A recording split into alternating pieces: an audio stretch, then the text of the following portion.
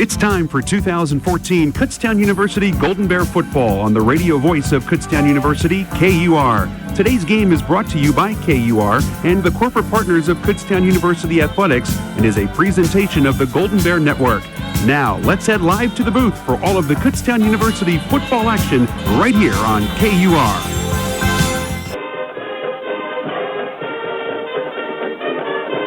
You are listening live from University Field at Andre Reed Stadium on the campus of Kutztown University, where today the Kutztown University Golden Bear football team wraps up the 2014 home schedule as the Golden Bears take on the Bald Eagles of Lock Haven in a Pennsylvania State Athletic Conference Eastern Division matchup here on Military Day, Senior Day, and KU Hall of Fame Day. Good afternoon, everyone. Matt Santos here, high atop the newly named University Field at Andre Reed Stadium.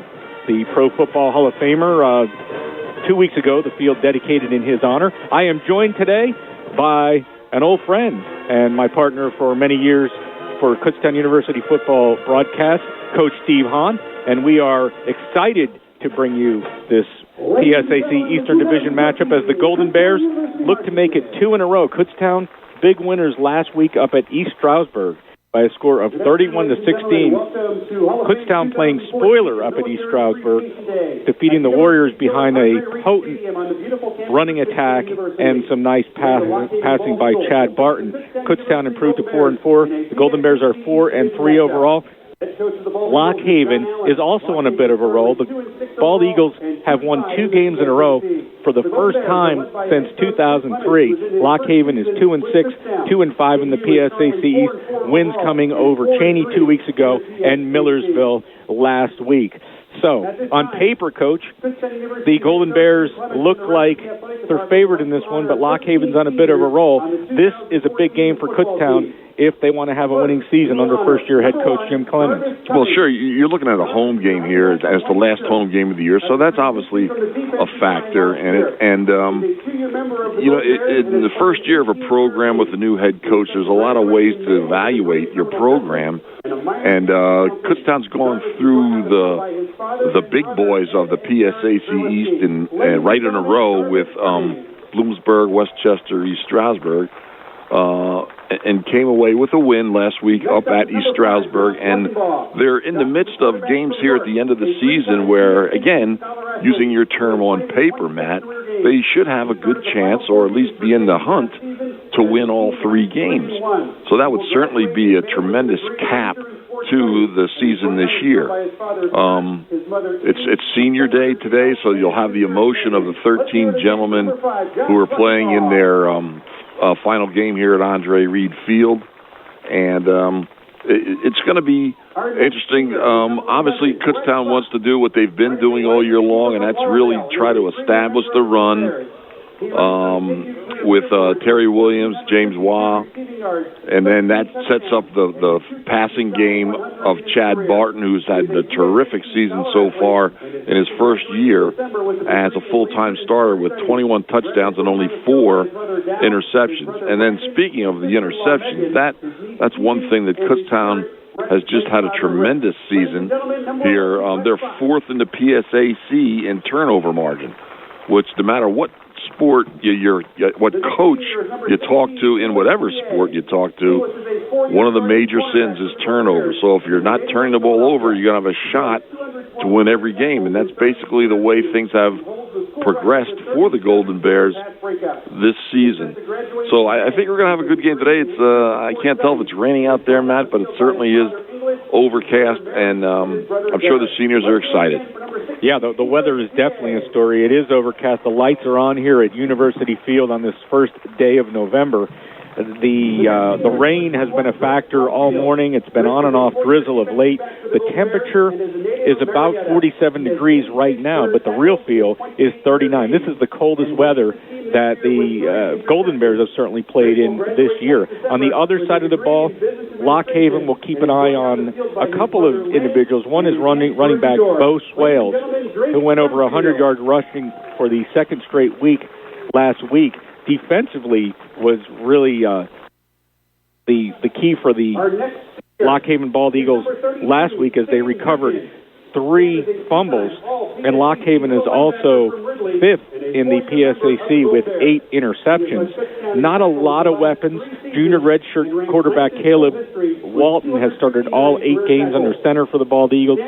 He's passed for 1,614 yards and 12 touchdowns. He also has 12 picks, 201.8 yards per game in the air, 222 yards, and 3 touchdowns on the ground. So this young Bald Eagle team certainly on a bit of a momentum swing right now. They seem to have their strength on the defensive side of the ball, and the Golden Bears will need to establish that rushing game as well as get Chad Barton moving from a passing standpoint.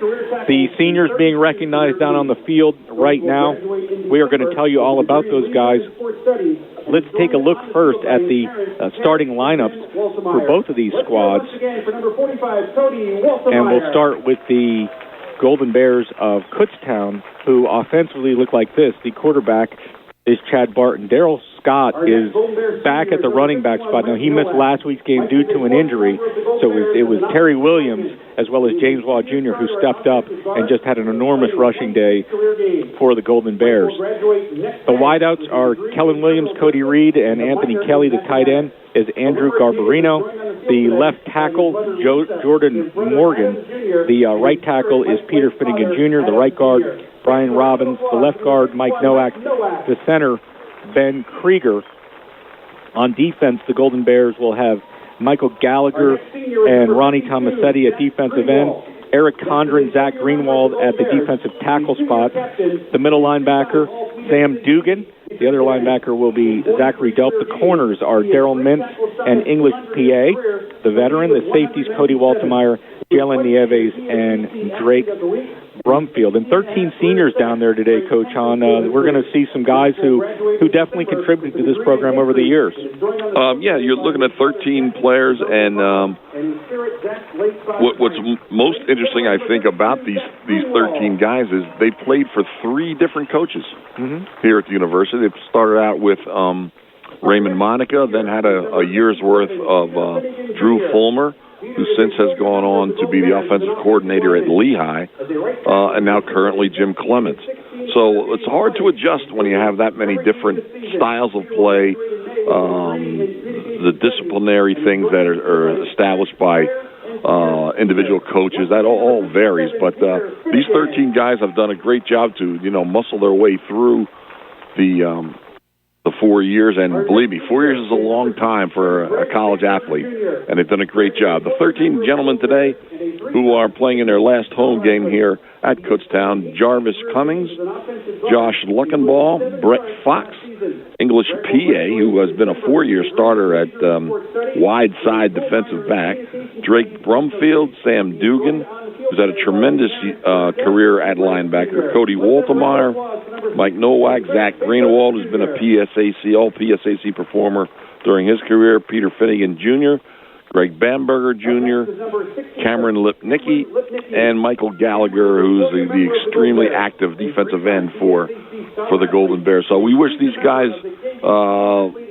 we hope these guys have a terrific last game here at Andre Reed Field, and wish them the best in their careers, whatever they may be, down the road. But 13 guys, it's a big class, too, of seniors, and we wish them the best, Matt.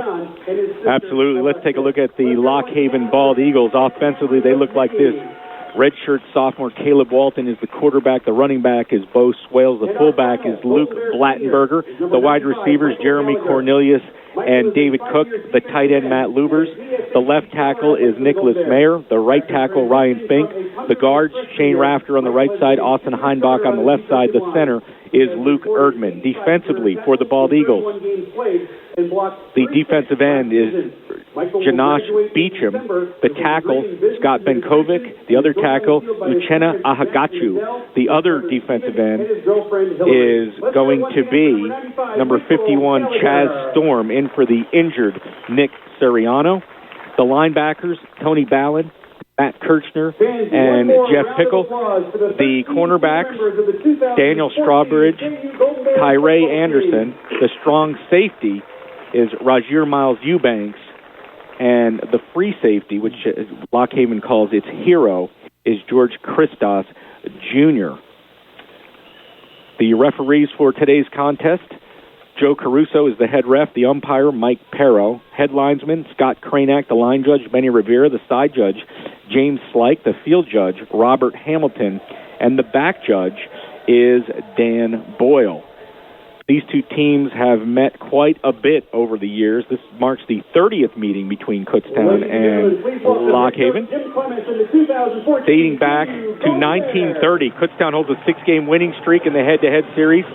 Saturday marks the second time. This game today marks the second time the teams meet as Eastern Division foes. Lock Haven formerly in the PSAC West before the realignment. Lock Haven holds a 15-14 lead in the head-to-head series.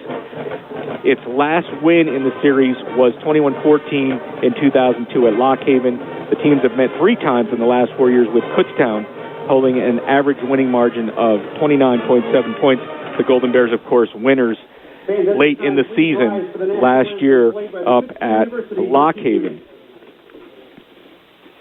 The head coaches, we mentioned that Jim Clemens is the head coach of the Golden Bears. He's a 1996 graduate of Widener, of course, 4-4 in his first season, a 70-28 career record after coming from Delaware Valley.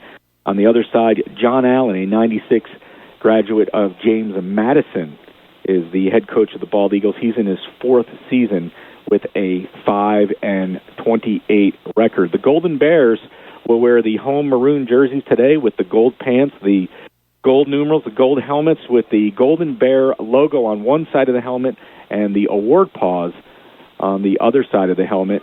Lock Haven is wearing the home white, or the road white uniforms with the garnet numbers and it looks like the garnet helmets, as Lock Haven, about 2.5 hours away by car, has a small contingent of fans here, but the band has made the trip as well. This is Hall of Fame Day, KU Athletic Hall of Fame. This morning, there were 6 new inductees into the Kutztown University Athletic Hall of Fame, and those individuals will be involved in the coin toss. The 6 new inductees are, in the 36th annual class, Naya Adams-Grenovich, 2004 graduate, women's track and field and cross country. David Ben, class of 2009 from men's basketball, the first Golden Bear cager to score 2,000 points. Stephanie Denglinger-Rummel from class of 2009 of the softball team. She is the all-time Division II leader in home runs. Margaret Edwards-Mays, a 98 graduate, the first ever women's tennis inductee into the KU Athletics Hall of Fame, and Meg Edwards was a state champion in women's tennis back as a freshman in 1993, one of the all-time winningest players. Joe Kemmerer, 2009 of the wrestling team, is a 2-time national champion, and the 6th inductee, Sean Landis, class of 2003 from the men's track and field team, a multi-athlete who's in the pentathlon and decathlon, and just an amazing athlete at the early part of the turn of the century. So, again, a great day when we get to celebrate the athletic history here. Coach Hahn, you've been a part of it since the 1980s, and they're down on the field now for the point. And just a couple comments about the class, the Hall of Fame inductees this year. From being around and watching Sean Landis play, he was a terrific high school basketball player, too. He didn't play basketball here, but he was a tremendous overall all-around athlete. And as Matt mentioned, that's why he participated in the pentathlon and the decathlon here, and he was recruited here for that specific purpose. But he was a tremendous athlete. Steph Denlinger-Rummel, who she used to hit balls a mile in the softball field. But what's amazing about her is since she's left here, in her first attempt at coaching at Souderton High School, where she went to high school, she won the Quad A girls softball state championship. So there's been a lot of good things happening. Joe Kemmerer, he won 2 national championships in wrestling, but they weren't back-to-back. There was a year in between the 2, which is not an easy thing to do, to come back and win a second one. So there's interesting stories there, and as you're looking at Sean Landis on the field, still looks like he's in tremendous shape. He's a tall guy. He's actually taller than Dave Benn from the men's basketball team. But each one of those athletes there, I've had the chance to watch. I didn't see Meg Edwards play tennis, but the rest of the athletes there, I got to see participate in their respective sports, and all of those athletes are certainly well deserving. Well, Meg Edwards, I did get to see play tennis back in my second year as sports information director here back in 1993. I actually wrote the testimonial for her induction this morning, Coach, and she was coached by the late Dr. Bob Wolf, who... I didn't know that. Yeah. I didn't know that was her coach. Yeah, Bob Wolf passed away, a long-time coach and professor emeritus here at Kutztown University. I'm sure he really would have enjoyed seeing her get inducted into the Hall of Fame, too. He would have really enjoyed that. Well, he really talked about it over the years, and so we also honored his widow, Sylvia, this morning, because Bob was and Dr. Wolf was so involved with the Kutztown University Hall of Fame since its inception as the Football Hall of Fame before it became the Athletic Hall of Fame back in 1977. Worked with him for many years. So a great and it should be noted that he himself is a member of the Hall of Fame. He sure is. Kutztown did win the toss. The Golden Bears deferred and will be kicking it away. And interestingly enough, it looks like they're going to have Alec Rosenfeld booting it away. I think Deutsch has done most of the kickoffs for the Golden Bears, even after he relinquished the extra point and field goal duties to Rosenfeld. Rosenfeld's been a great addition for the Golden Bears, so we'll see the Bald Eagle offense to start things off here today. You know, Rosenfeld, as a true freshman, 9 out of 10 in his field goal attempts, so...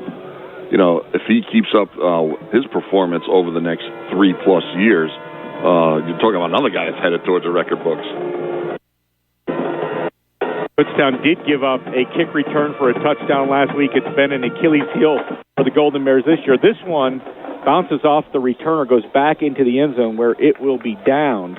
And that looks to be number 28 back there to Sean Bunch. And the Bald Eagles will go to work 1st and 10 from the 25-yard line. The lights are on here at University Field. It is overcast. The fall colors are in full swing in the South Mountain here in the East Penn Valley in the distance. And grab your radio, come on down, bundle up though. It's cold out here today. And the wind hasn't started kicking up yet. It's supposed to in the next few hours. The trees are still at the time. Blockhaven opening up in their first possession. 1st and 10 from the 25. The Bald Eagles moving from our right to our left. Here is a pass over the middle. It's incomplete. He had Farrell Boyd open, and Boyd had a little bit of alligator arms there over the middle. Yeah, he did look a little shy about really making a firm attempt towards catching that ball, and he was open by 5 yards. That was going to be a big gainer to open the game for the Bald Eagles. A little bit too easy there. Caleb Walton is the quarterback, a 6'3" redshirt sophomore out of Manheim Central High School. 2nd and 10.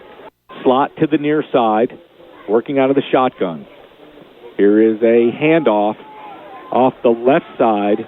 Goes number 16, Bo Swale, 6 foot, 205 pounds out of Clearfield. And he has about a yard. It'll be 3rd down and 9 from the 26-yard line. Swells has that bowling ball type of body where he's a big, strong guy, over 200-pounder, and he looks like he's barely 6 foot out there. 3rd and 9 from the 26. Trips to the far side, one receiver to the near side. Blockhaven working from the near hash. Checking the sideline for a play. Really taking their time out of the 40-second play clock. Down to 4 seconds. Kutztown trying to show pressure. Here is a little bit of a misdirection draw play to the running back. That is Bo Swales, and he's going to be short of the 1st down, but not a bad run. Gain of 6 yards on the play. 3rd down and 3 for Lockhaven at its own 32. We're sure that is Bo Swales, Matt. Its number is hard. I'm sure it probably is, but boy, that's a bad number there. It looks like an 8 to me. Number 16 is what they're. I'm sure it probably is. He's the normal starting running back and a major contributor to their offensive attack. KU looking for their first 3 and out to open the game. Stand ball with the punt, a wobbly kick. Cody Reed is deep. He takes it at the 36, and he's wrapped up immediately. And we'll see the Golden Bear offense for the first time, led by Chad Barton. Chad Barton, he is pretty much as good as his running game, Coach. When the Golden Bears are running the ball, he's able to find his receivers and get that passing game going, but he really needs that running game, does Chad Barton, to get his passing game moving for the most part. Lock Haven is 9th in the league in total defense. Here we go, 1st and 10. We'll call it the 35-yard line, slot to the near side. Kutztown working from the far hash. Here is James Waugh, and flags fly everywhere. Well, I hope, Matt, that we're not watching an Eagles game here this afternoon with the penalty flags early and often. It's going to be a false start on number 57 for the Golden Bears on their first snap. That's Pete Finnegan Jr. Chad Barton has thrown 21 touchdowns this season. He's 3rd in the PSAC, tied for 14th in Division II. And he's just a shade under a 60% completion percentage. He dumps it out on the screen to Nathan Hollander on the far side, and Nathan Hollander takes it up to the 34-yard line, a gain of 4. It'll be 2nd down and 11. Number 6, Daniel Strawberry. And number 10, Miles Eubanks. Lead Hollander, the leading receiver for the Golden Bears. That was his 53rd reception for the year. True freshman out of Abington Heights High School. Again, looking at the big picture, he's going to have a tremendous career here at Kutztown University. 2nd and 11, motion to the near side, and Barton will throw that way to Williams, but Williams is thrown for a loss of about 3 yards back to the 31 as Lock Haven was there defensively. Kind of a slow developing little swing pass out in the right flat. Easily smelled out by the bald Eagles, so it's going to be 3rd and long, another passing situation here for Barton. 3rd and 13, the ball at the 32-yard line, working from the near hash, double wing for the Golden Bears. Barton looking over that bald Eagle defense. 10 on the play clock. He's now adjusting his receiver or saying something to his receiver on the far side, calling out signals. Here's a pass. It's complete on the near side to Hollander, up to about the 37, 38-yard line, way short of the first down, and Kutztown will have to punt. So not much generating of any offense in their first possession either. So the two defenses start off on the strong foot. And it'll be Andrew Deutsch, speaking of feet. That'll be in the punt formation. He's lined up now about the 25-yard line, and it's dribbled back to him. He picks it up, and he's still going to, yes, he does get it off. Gets a nice punt off, too. It takes a bounce down at the 30-yard line of Lock Haven, takes a Golden Bear roll back inside the 25. A flag is down, back where he punted the ball away. There is a penalty flag on the play. Roughing the passer penalty at this point would be highly beneficial for the Bears. What a tremendous job by Deutsch. He almost ended up taking one of those rugby kicks. But he didn't get that ball off till like the 15-yard line. The Kutztown 15-yard line. The ball is presently being spotted at the Lock Haven 23. As usual, we got discussion. See what the referee's call is. And one of the officials is coming over. Roughing the kicker. With target. Defense number 8. By rule, number 80 has been disqualified from the game. Wow. I don't know if our fans heard that or not, but he has been disqualified from the game, number 80 for Lock Haven. That is Jeff Dincher, listed as a freshman wide receiver after the personal foul. It's a 15-yard penalty. It gives the Golden Bears a first down offensively. Now, the only way you can get kicked out of the game for something like that is targeting? That or something to the head. You know, an infraction where he attacked them, or a blow to the head is what the words I'm looking for. But so very early on, Lock Haven will lose one of their players. 11:27 to go. No score here in the first quarter. Kutztown and Lock Haven. 1st and 10 Golden Bears at the 47 of Lock Haven. Here's James Waugh with a seam. And James Waugh spins down to the 40-yard line. This will be a gain of 7. Number 21. Obviously, with the automatic first down after the 15-yard unsportsmanlike penalty, huge early break for the Golden Bears. Let's hope that they take advantage. 2nd and 3 from the 40. 4 receivers, trips to the far side, working from the near hash. Barton flares it out, screen, far side, complete to Hollander. Hollander on his feet as he takes it for first down yardage down to the 35. And Hollander would get no yardage on that play if it wasn't for the great block by Cody Reed on the outside in the flat. So a good job by his partner, wide receiver Cody Reed, to free him up and get the Golden Bears a first down. 1st and 10 at the 35. Slot to the near side. Barton working out of the shotgun. Waugh's the sole setback. Now motion to the near side. It's Brett Fox. Waugh on the handoff. And Waugh into the pile. He may have picked up a yard. Number 4, James Waugh Jr. Early on, that's the read offense that most teams are using this day and age. One of those. As the game progresses here, Barton's going to pull that out of the belly and run. He had a huge area to run with if he kept that ball himself. 2nd and 9 at the 34. Play action. Rolling this way is Barton. Throws. Has Hollander complete inside the 10.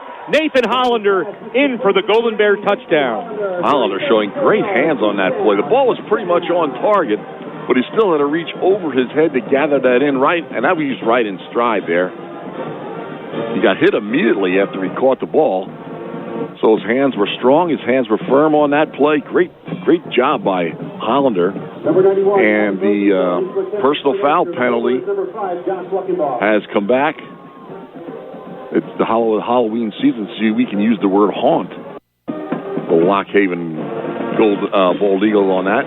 The extra point is good, so the Golden Bears take a very quick 7-0 and 7-0 lead here in the first quarter. 10 minutes to go. You're listening to Golden Bears football on Kutztown University Radio, KUR.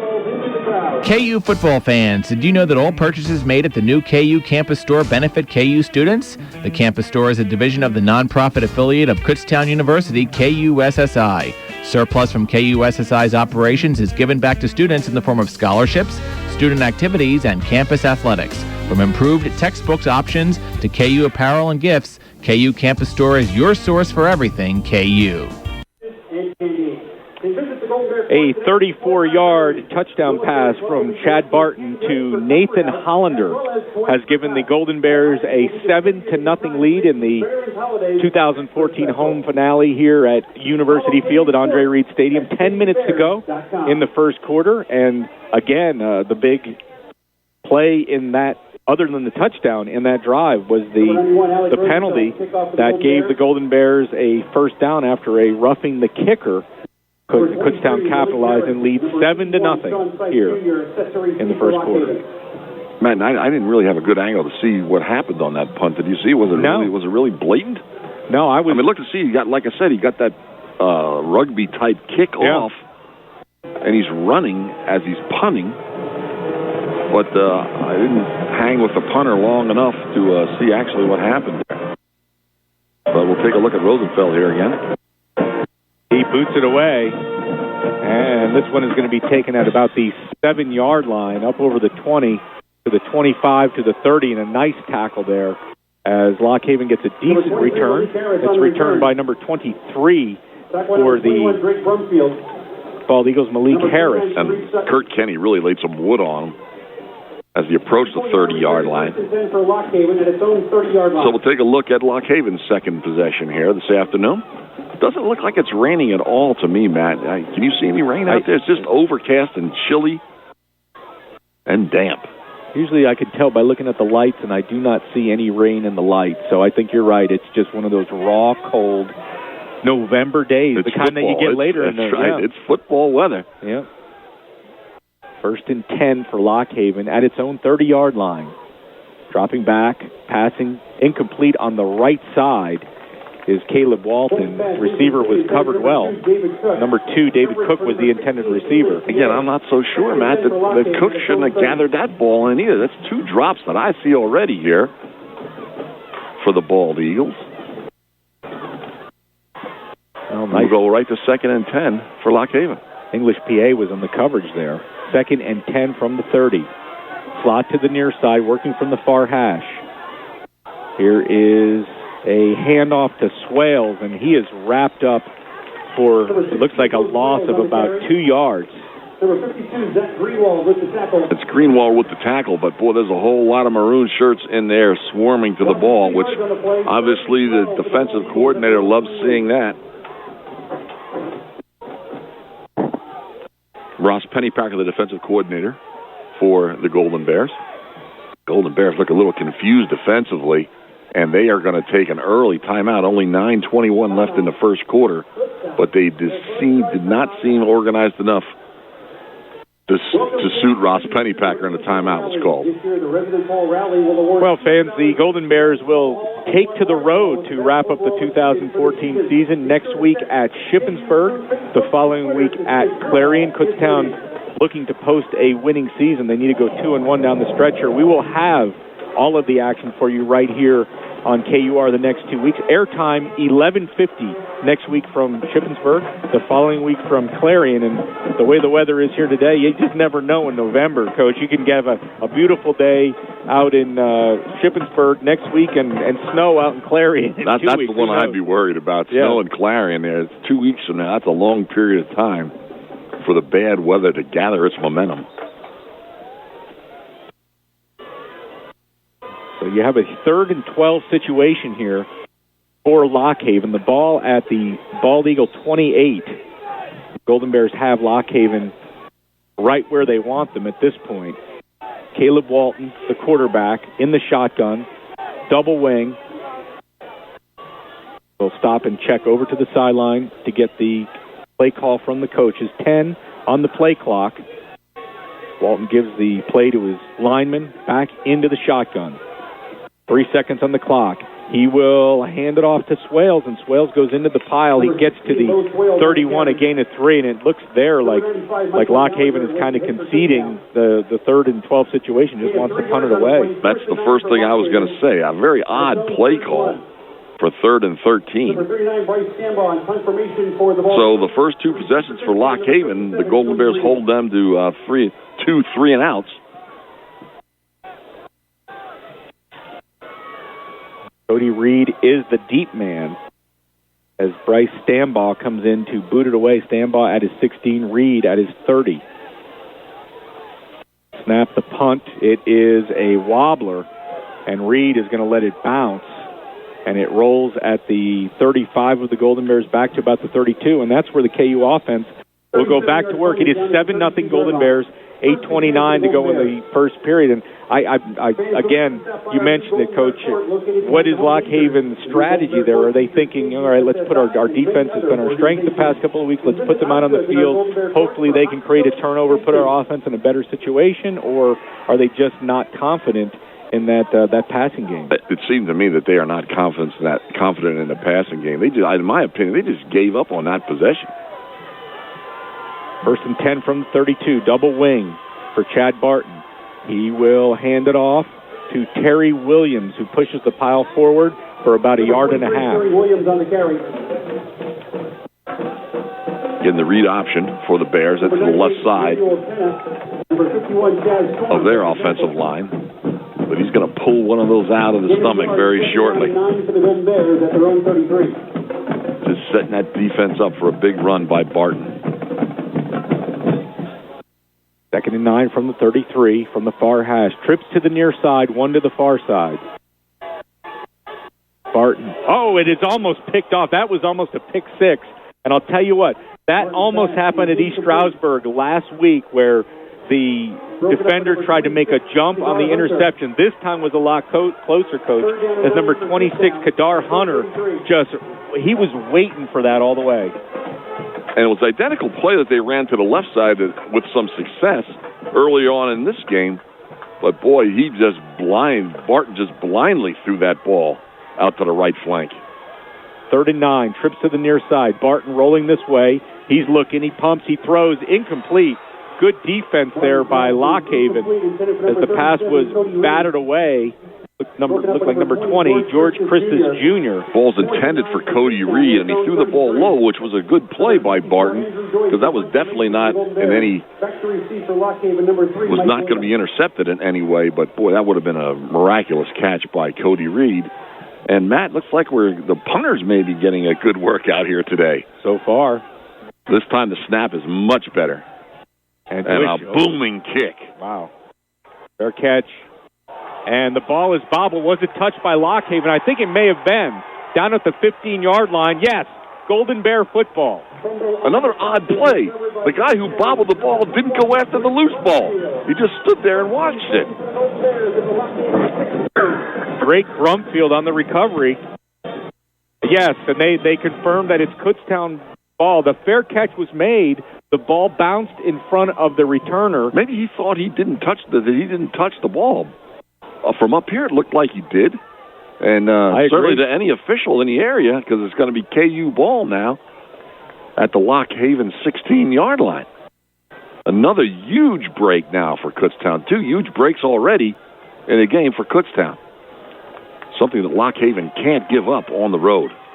1st and 10 at the 16. Under center is Barton. Hands it off to Williams. He cuts back to the near side. 10-5. Diving for the corner.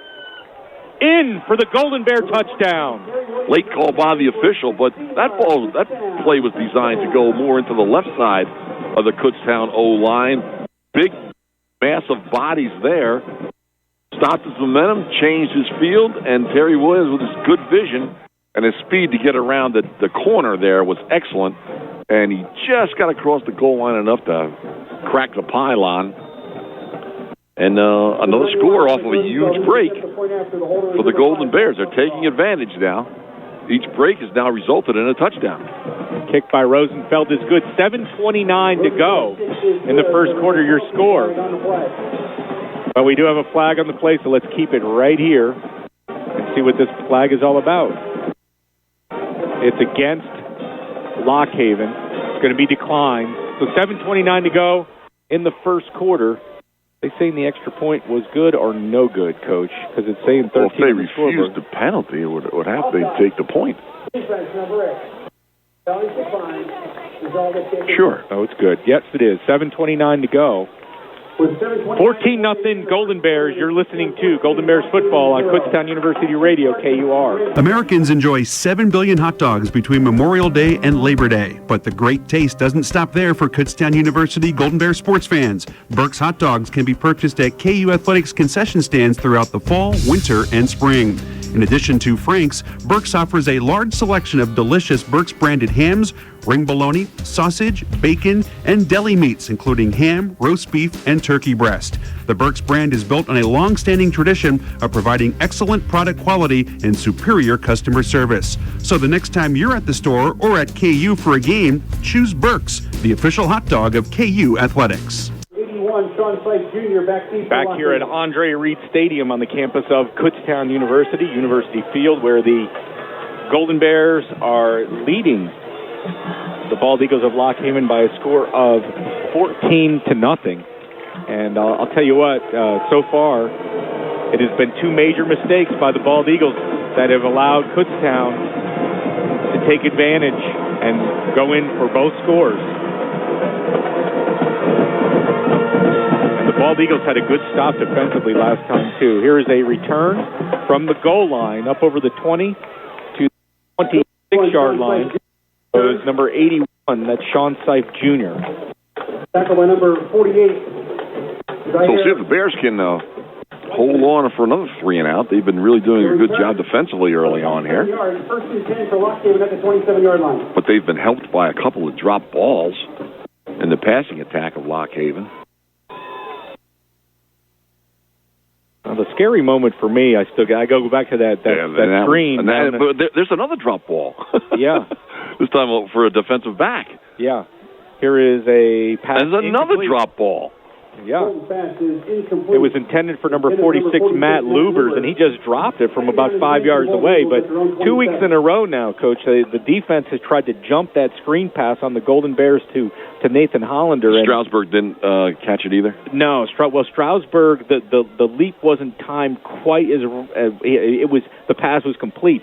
This one was a little close. So I got to think Shippensburg and Clarion, like Lockhaven, are going to be looking for that the next couple of weeks. Here's a seam, and the ball is taken up to the 30-yard line before number 16, Bo Swales, is gang tackled. It'll be third down and about 7. Well, and it is something. It is a play, the little swing pass to the flat, quick wide receiver screen.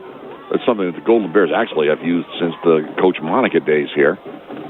Something that's always in that package in the read option offense. 3rd and 7 now, slot to the near side. Long count as the play is called in from the sideline to Caleb Bolton. He informs his line, gets back into the shotgun, dropping back, has some time, and then throws it into the ground. He had some time. The pressure started, and he just threw it away. What are we watching here? And this is just an unusual play. Again, usually when a quarterback just wants to throw the ball away and not take the loss, he'll throw it to the sideline. He just took that ball and threw it about 4 yards ahead of him on the ground. Again, another rather unusual play. But, again, for the Bears, a quick 3 and out. Here is the punter, Bryce Stambaugh, 6'4" junior out of... This time Cody Reed lined up a little bit closer to midfield as he's at his own 37. Stambaugh out of Elliottburg gets a nice punt away, and Reed calls for the fair catch back at about the 33, maybe the 34-yard line.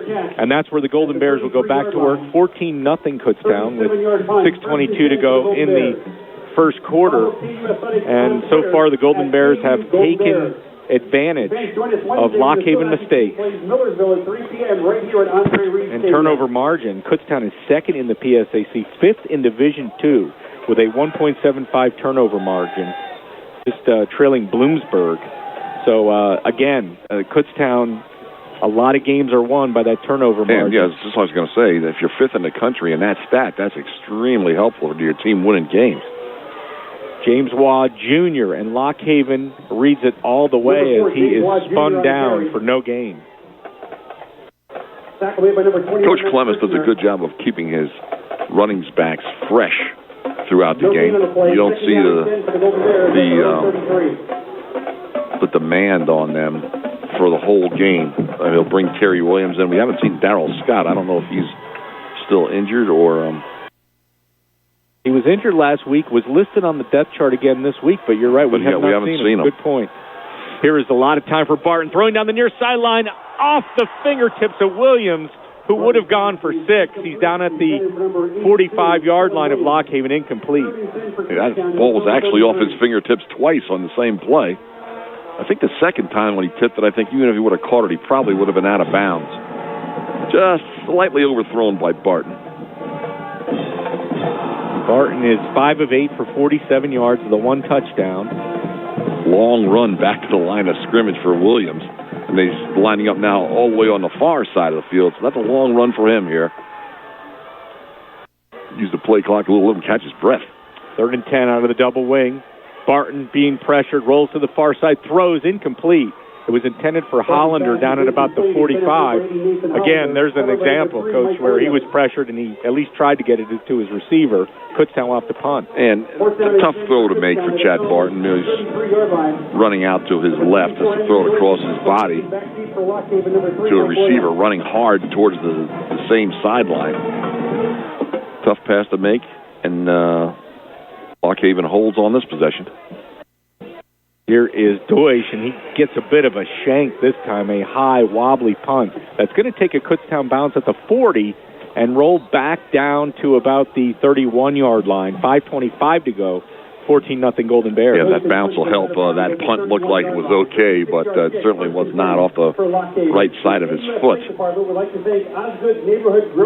boy, if Lockhaven wants to have an even a chance to win this game, they've really got to start generating some type of offense here. Well, Walton's 0 for 4. Swales. I mean, how many total? Do we have total yards for Lock Haven so far, Matt? Let's see if I could find that here. Team stats. Here we go on 1st and 10 from the 31. Draw play. And here is probably the biggest gain of the day as it's taken up to the 35-yard line. Number 23 on the carry for the Bald Eagles. That's Malik Harris. Number 46, Zachary Delp. Malik Harris, transfer student out of Albright College from down the road here from Kutztown. Prior to that, Coach, 9 yards on 11 plays. Now here's a pass, and this one is complete up to the 40-yard line. It's going to be about a yard short of first. That's all they have to do, just hang on to the balls that are thrown to them. They've had people open. The draw play was an excellent call. Big hole for Harris to run through. 3rd and 1. Trips to the near side. One receiver split to the far side. Walton in the shotgun.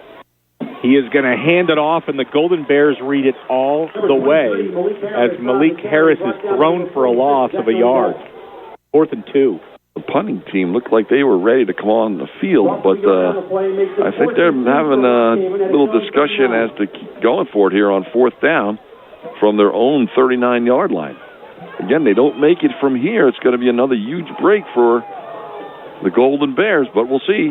Walton in the shotgun. Trips to the near side, one receiver to the far side. Is he trying to draw the Golden Bears off? 11 now on the play clock, and he could be trying to draw them off, I guess. 3 on the play clock, and now they're going to talk about it. They're going to run that all the way down. So it will be a Lock Haven timeout. 3:43 to go in the first period here. Well, the way things have been going, I sort of thought to myself, all right, maybe they do feel they need to go for it here if they're going to have any chance in this game. However, it's still 14-0, and your football percentages and common sense tell you that's a bit of a panic move. Or maybe the coach has a realistic opinion of his offense and figures that, well, maybe we won't even have too many chances like this to continue to have a productive offensive possession. But it looks like they're going to take your opinion on this play, Matt. And they're going to boot it away.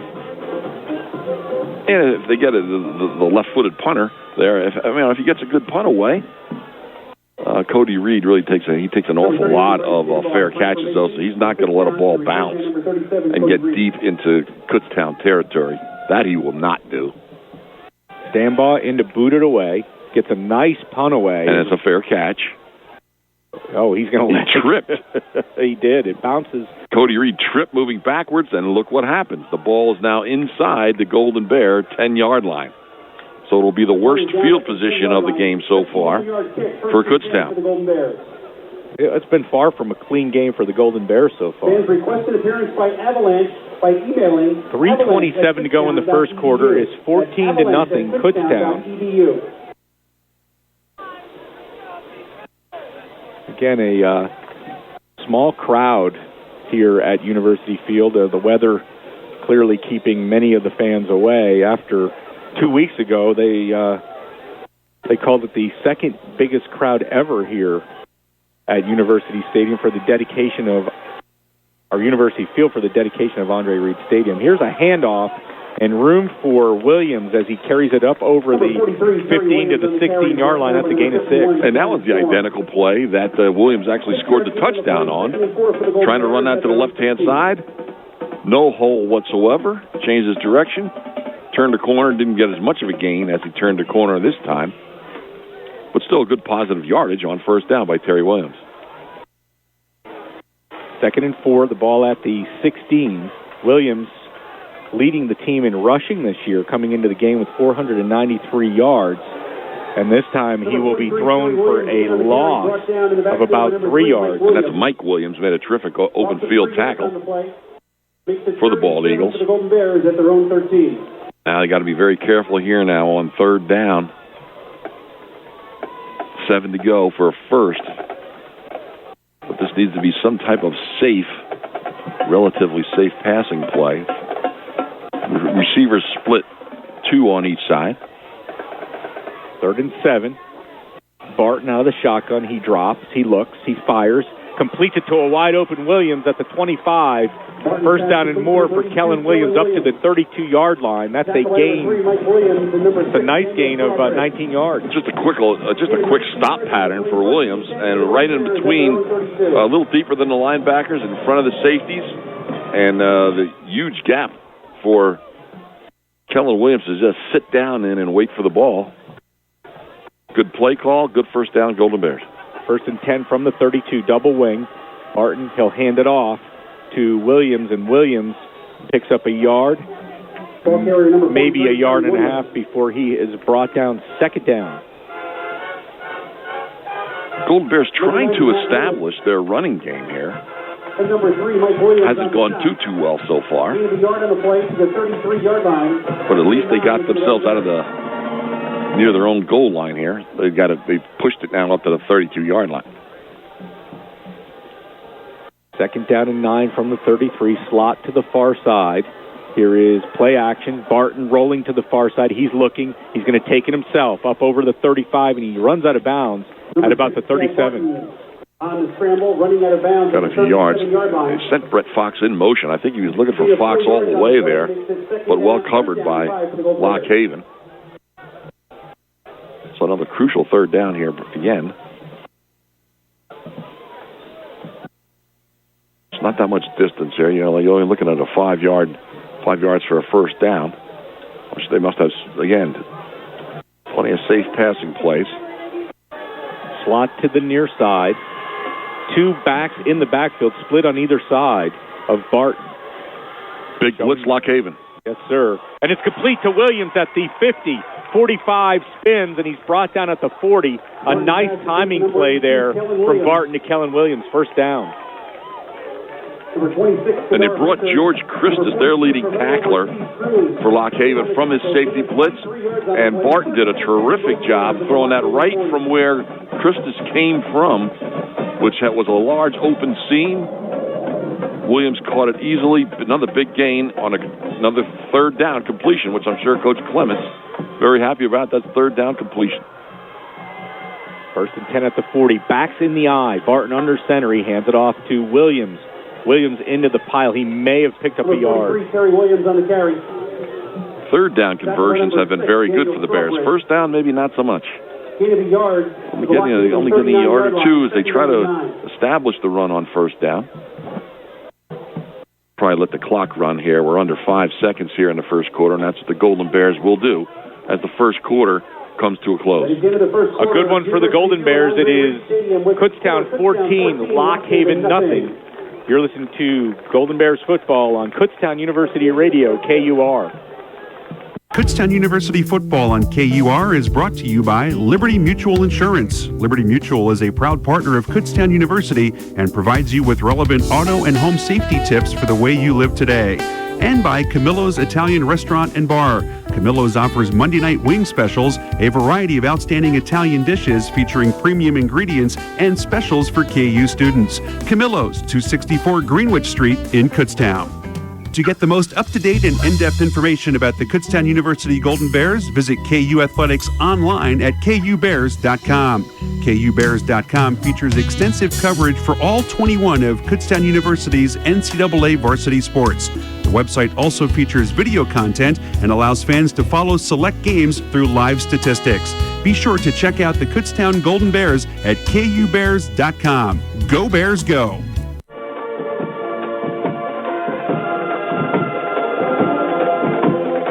Second quarter action here at University Field at Andre Reed Stadium. The Kutztown University Golden Bears leading Lock Haven by a score of 14-0. Matt Santos here along with the coach Steve Hahn. Pat Dietrich back over across campus in the KUR Studios. Kutztown with a 2nd and 9 at the Lock Haven 39. Moving right to left here on your radio dial in the second quarter. There's a pass complete on the near side. It's going to be good for a Golden Bear first down. That is Nathan Hollander on the completion. Number 4, Tony Ballin, number 20, George Christus Jr. Dan Hollander with a lot of white shirts around him. Good job hanging on to the football. We talked about the lack of offense for Lock Haven. The stats for the first period, Lock Haven had 19 total yards on 12 offensive plays. Kutztown 21 plays for 123 yards of offense. Double wing, 1st and 10 from the 27.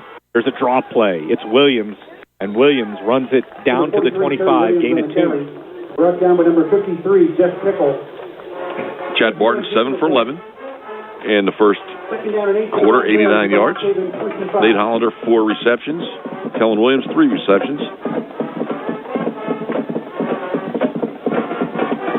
2nd down and 8 from the 25-yard line. Glebe Walton for Lock Haven, on the other hand, 1 for 5 this afternoon. Spot to the far side. Here is a handoff. And Williams dodges to the outside. 20-15, breaking away, 10-5. And he is down inside the 1-yard line. 24-yard gain. Terry Williams broke 3 tackles on that run around the left end here.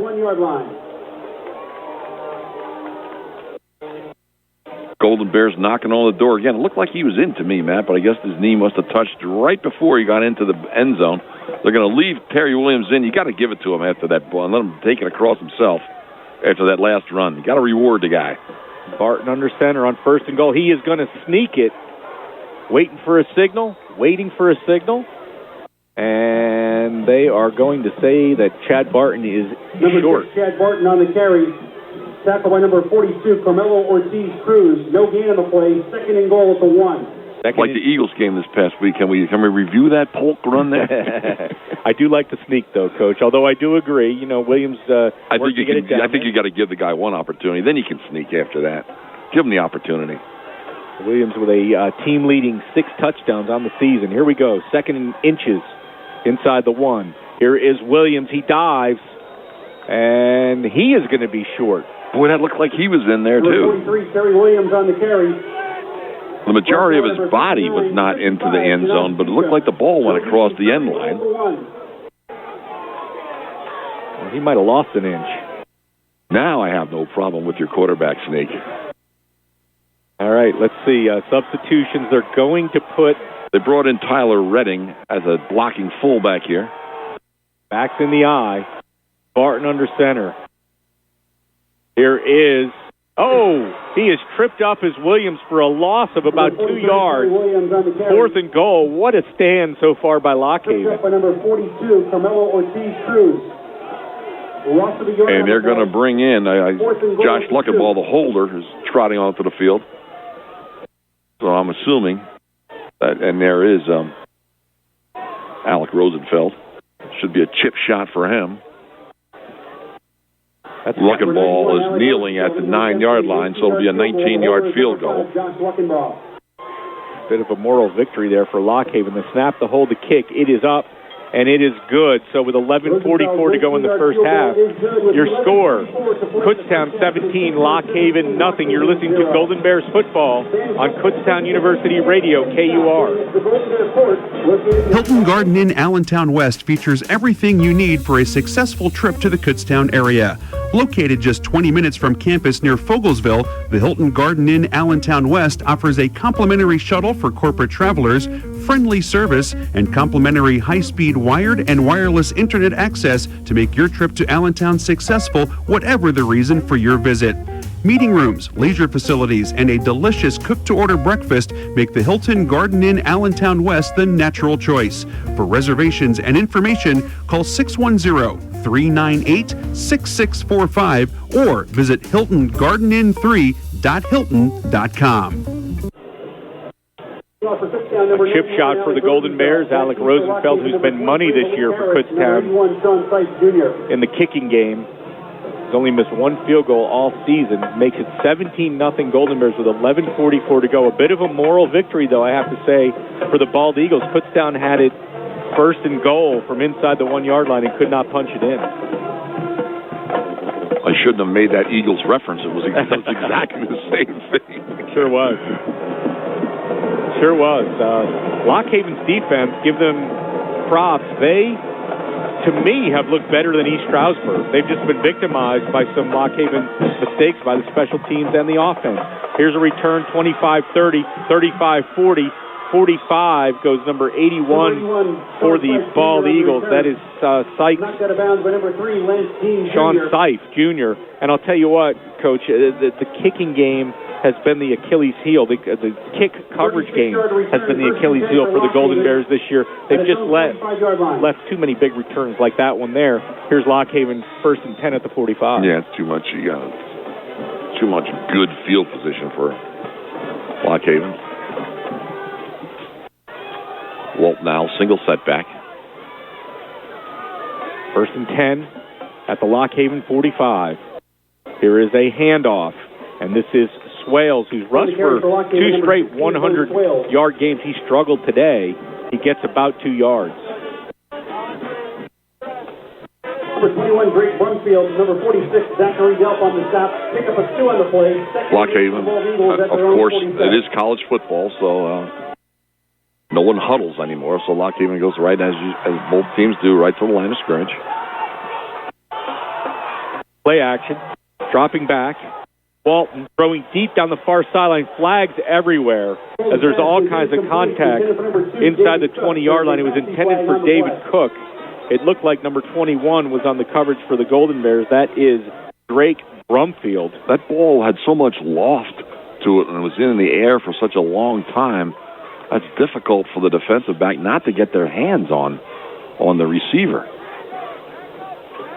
But the flags were thrown way earlier than when the ball came down to the ground. So maybe they get away with maybe a hold here. But we'll see. It'll probably be interference. It is a hold. Defense number 22. That's number 22 on the defense. That's Darrell Mintz. So Mintz was not even involved in the play. So interesting. Must have been an obvious call. 2 flags thrown on the play. 10-yard penalty puts the ball at the Kutztown 43-yard line. 1st and 10. But that is not since it is only a hold. It's not a spot foul. It'll just be a 10-yard penalty, which would give Lock Haven a 1st down.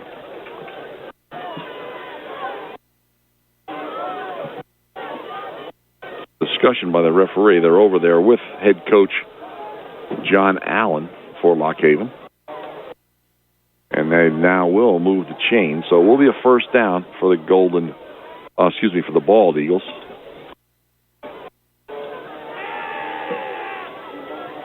So that penalty could have been a lot worse.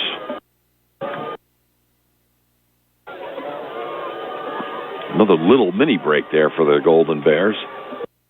Walton back, single setback.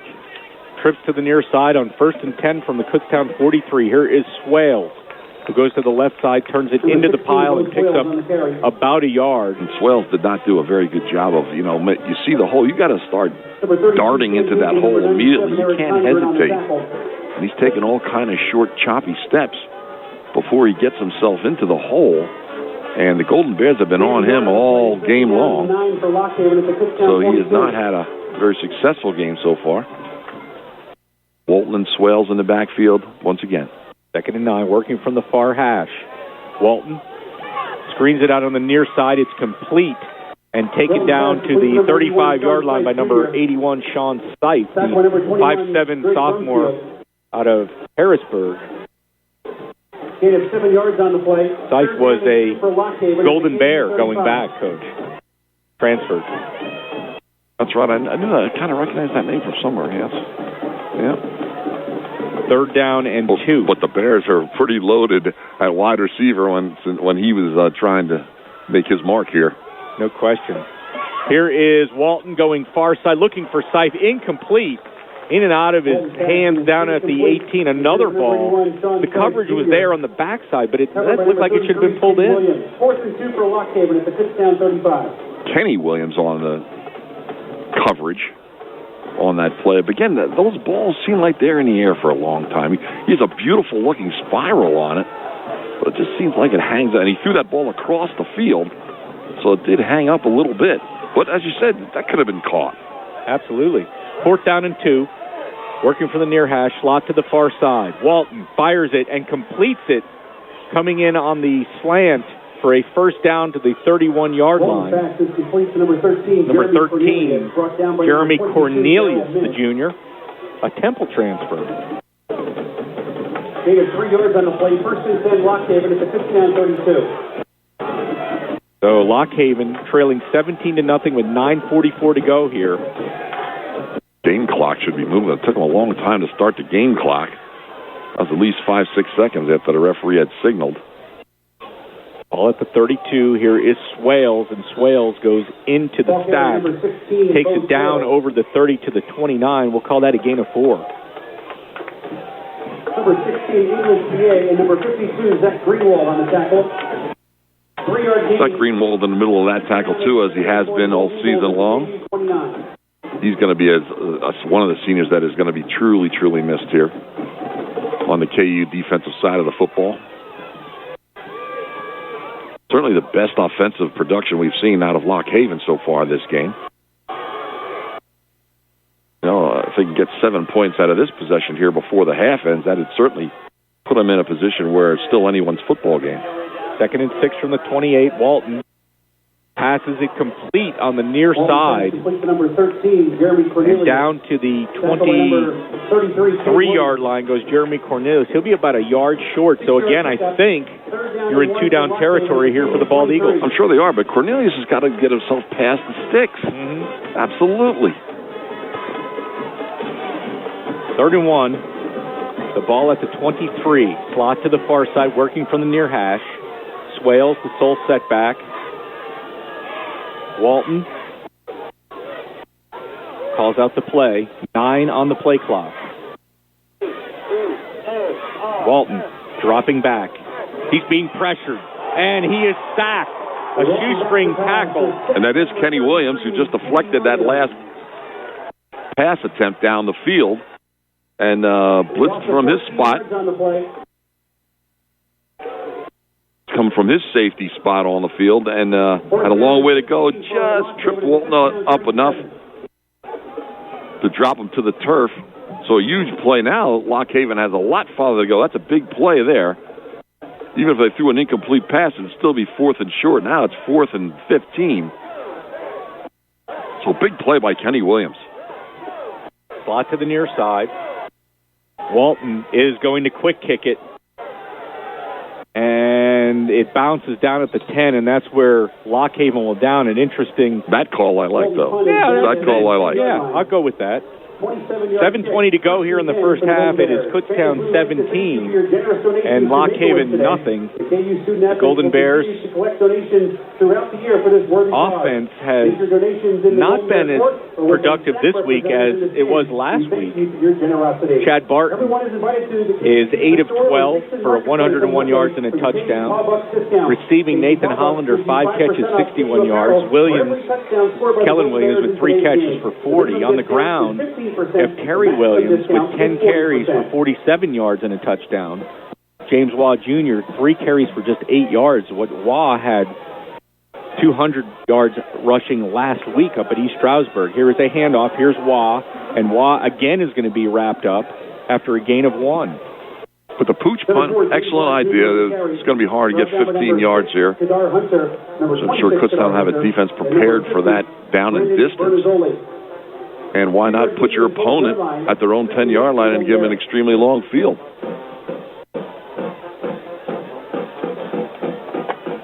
Second down and 8. Call it a gain of 2. Slot to the far side. Barton brings Kelly in motion now. Here's a handoff, and this is a flag flies in the backfield. Number 4, James Waugh Jr. On the carry, and Waugh picks up about 4 yards to the 16. Well, let's see what that flag is all about. Came from the referee, so usually from behind like that, it's usually a hold. There's not much discussion going on. There, it is a hold. Hold on number 72, Ben Creer. After this, it moves the ball back to the 6-yard line. 2nd down and 14. 2nd and 14 from the Kutztown 6-yard line. Pooch punt has really pinned the Bears back. The penalty has not helped. So the decision by Lock Haven looks good. Slot to the far side. Barton under center. He'll hand it off. And the back, James Waugh, has nowhere to go. He's spun down for no gain. Number 4, James Waugh Jr. the ball carrier. We have an injured bald eagle. Number 6, Daniel Strawbridge. And down on the field. Number 50 had his helmet come off. So he'll have to, for Lock Haven, he'll have to come off the field for a play. At their own 6. Officials sign out for an injury. The injury is number 94, Uchenna Ahagatu. And he gets up. I'm glad that's why I let you say that, Matt. He gets up, and he's actually jogging off the field now before the training staff for Lock Haven could even get there. Lock Haven, one of the schools in the PSAC that has sports medicine as a major. And now you have a 3rd and 14, the ball on the 6, 6:06 to go in the half, and although Kutztown leads 17-0, you don't want a mistake here to give Lock Haven any kind of momentum. Don't let the Bald Eagles hang around. Here we go. Barton out of the shotgun. He's back, rolling right. Room. Yeah, he does. He's going to run with it. 10, 15, cuts back. I think he's going to be short of the first down at the 19. The field just opened up to Barton's right, and there was nothing but green turf in front of him. But he's still going to be, he just needed to avoid one more tackler.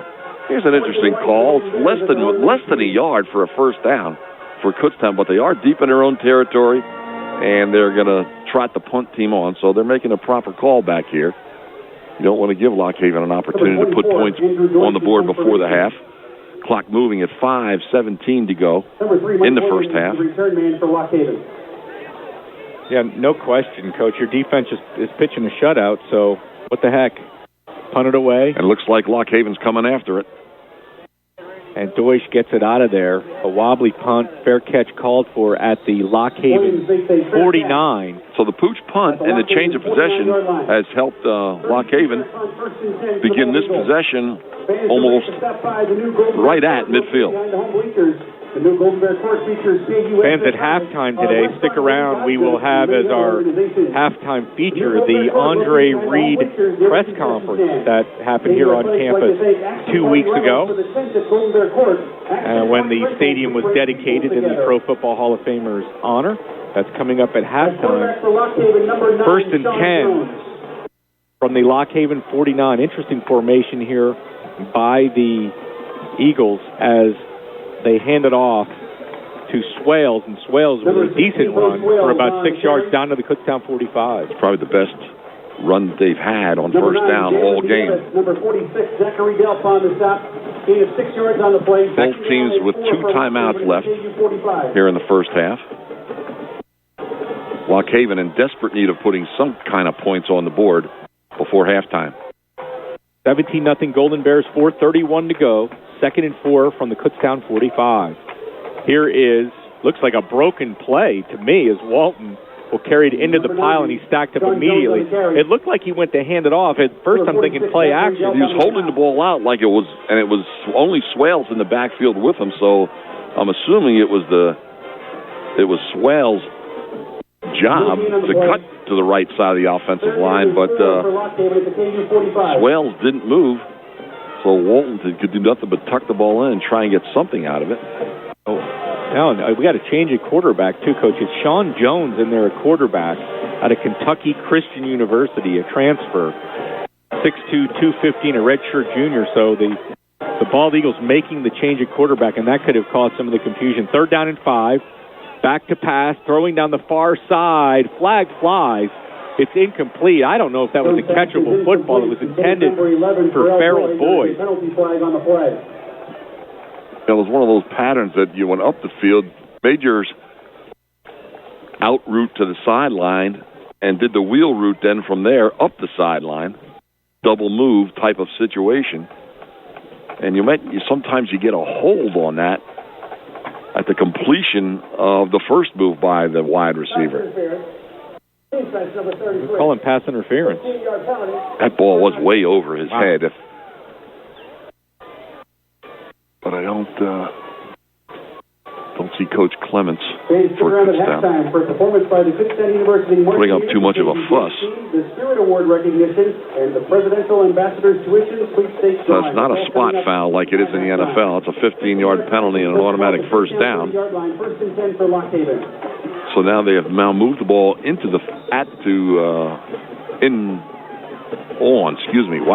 the 30-yard line of Kutztown. 1st and 10 from the 30. They'll stack the two receivers to the near side in tight. And here is Swales, who tries to cut back, and he finds a hole as he takes it down to the 26-yard line. We'll call that a gain of 4. He does run hard, broke a couple tackles on the first line of defense for Kutztown. Again now, another good first down run.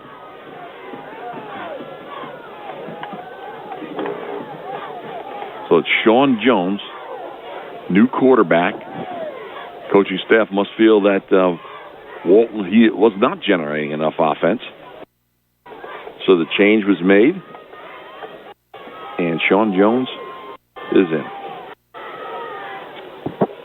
Slot to the far side on 2nd and 6. Jones fires it complete to his receiver coming across on the in pattern, Jeremy Cornelius. It'll be a gain of about 2 yards, maybe 3. We'll see where they play. They're going to call it 3. 3rd and 3 at the Kutztown 23. 2:33 to go. Kutztown up 17-0 here in the second quarter. And again, Matt, to use your term, I'm sure this is 4-down territory here for the Bald Eagles. Trips to the near side. Jones trying to draw him offside with a hard count. Nobody's flinching. 7 seconds on the play clock. Jones dropping back. He fires, and it is complete for a first down. Down to the 17-yard line. 1st and 10. Jones doing a good job. Just throwing something simple, something high percentage that he has a good opportunity of completing. We're now just under 2 minutes to go in the half. Lock Haven with 2 timeouts left. 1st and 10 at the 17, slot to the far side. Lock Haven working from the near hash. Here is Bo Swales. Bo Swales into the pile in the middle. He'll gain 2 yards. 2nd and 8, 1:42 and counting. 2 timeouts for each side. I'd be in a little bit more of have some immediacy at this point here, and they're letting 20 seconds to go off the play clock here. When they let an awful lot of time go off the clock.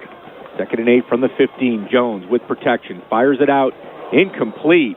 He threw it behind his intended receiver. That is number 46, the tight end Matt Lubers. And Lubers, definitely with the timing pattern, he was going to run a stop pattern there around the 10-yard line. Jones let the ball go before Lubers had even turned around. But he threw the ball behind him. 2 maroon shirts there. That ball they might have been lucky there. That ball wasn't picked off.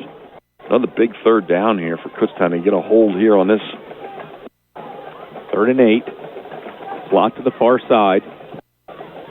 Jones checking the sideline. Lined up next to him is his running back, Bo Swales. Jones dropping back, being pressured, firing for the end zone. Incomplete. Bit of a leap ball there intended for Pharrell Boyd. And Boyd, he had a defender between him and the ball. That was Zach Delp with a great job coming in, applying a lot of pressure to Sean Jones. Delp, a sophomore at a nearby Whitehall High School. Boy, that ball was up for grabs there, certainly. So now Lock Haven is going to take a timeout here talk about what they want to do. They have an awful long way to go. They got 8 yards to go to get themselves a first down. Minute and 3 to go. So from there, Matt, line of scrimmage is at the 15, so that would be what? 15 and 17, a 32-yard field goal. How much confidence the coaching staff has in their field goal kicker. I don't know a whole heck of a lot about the Lock Haven kicker. His name is Alex Bomeri.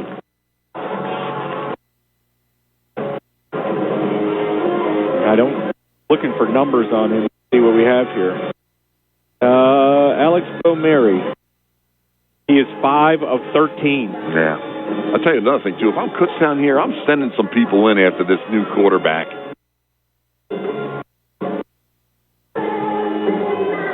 Well, he has kicked a 44-yarder.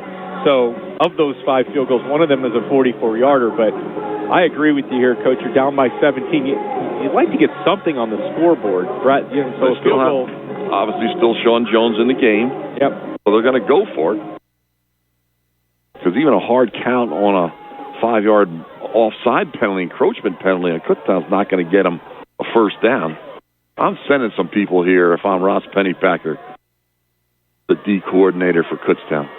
They're going we're going to have a timeout again. Doesn't look like much of a passing formation. Only one person, number 2, David Cook, split to the right. And then 2 receivers lined up in the backfield. Yeah, like almost at a wing over there. So we have 1:03 to go. A timeout this time by the Golden Bears. 4th and 8. Kutztown leading 17-0.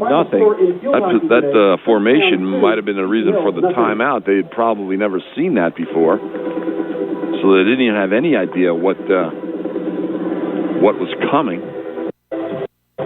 Kutztown field hockey a winner today, defeating Seton Hill by a score of 2-0. Good win. That's a good win for them. Is women's soccer playing today, Matt? The volleyball played at 1 o'clock today. They are playing at 1, yes.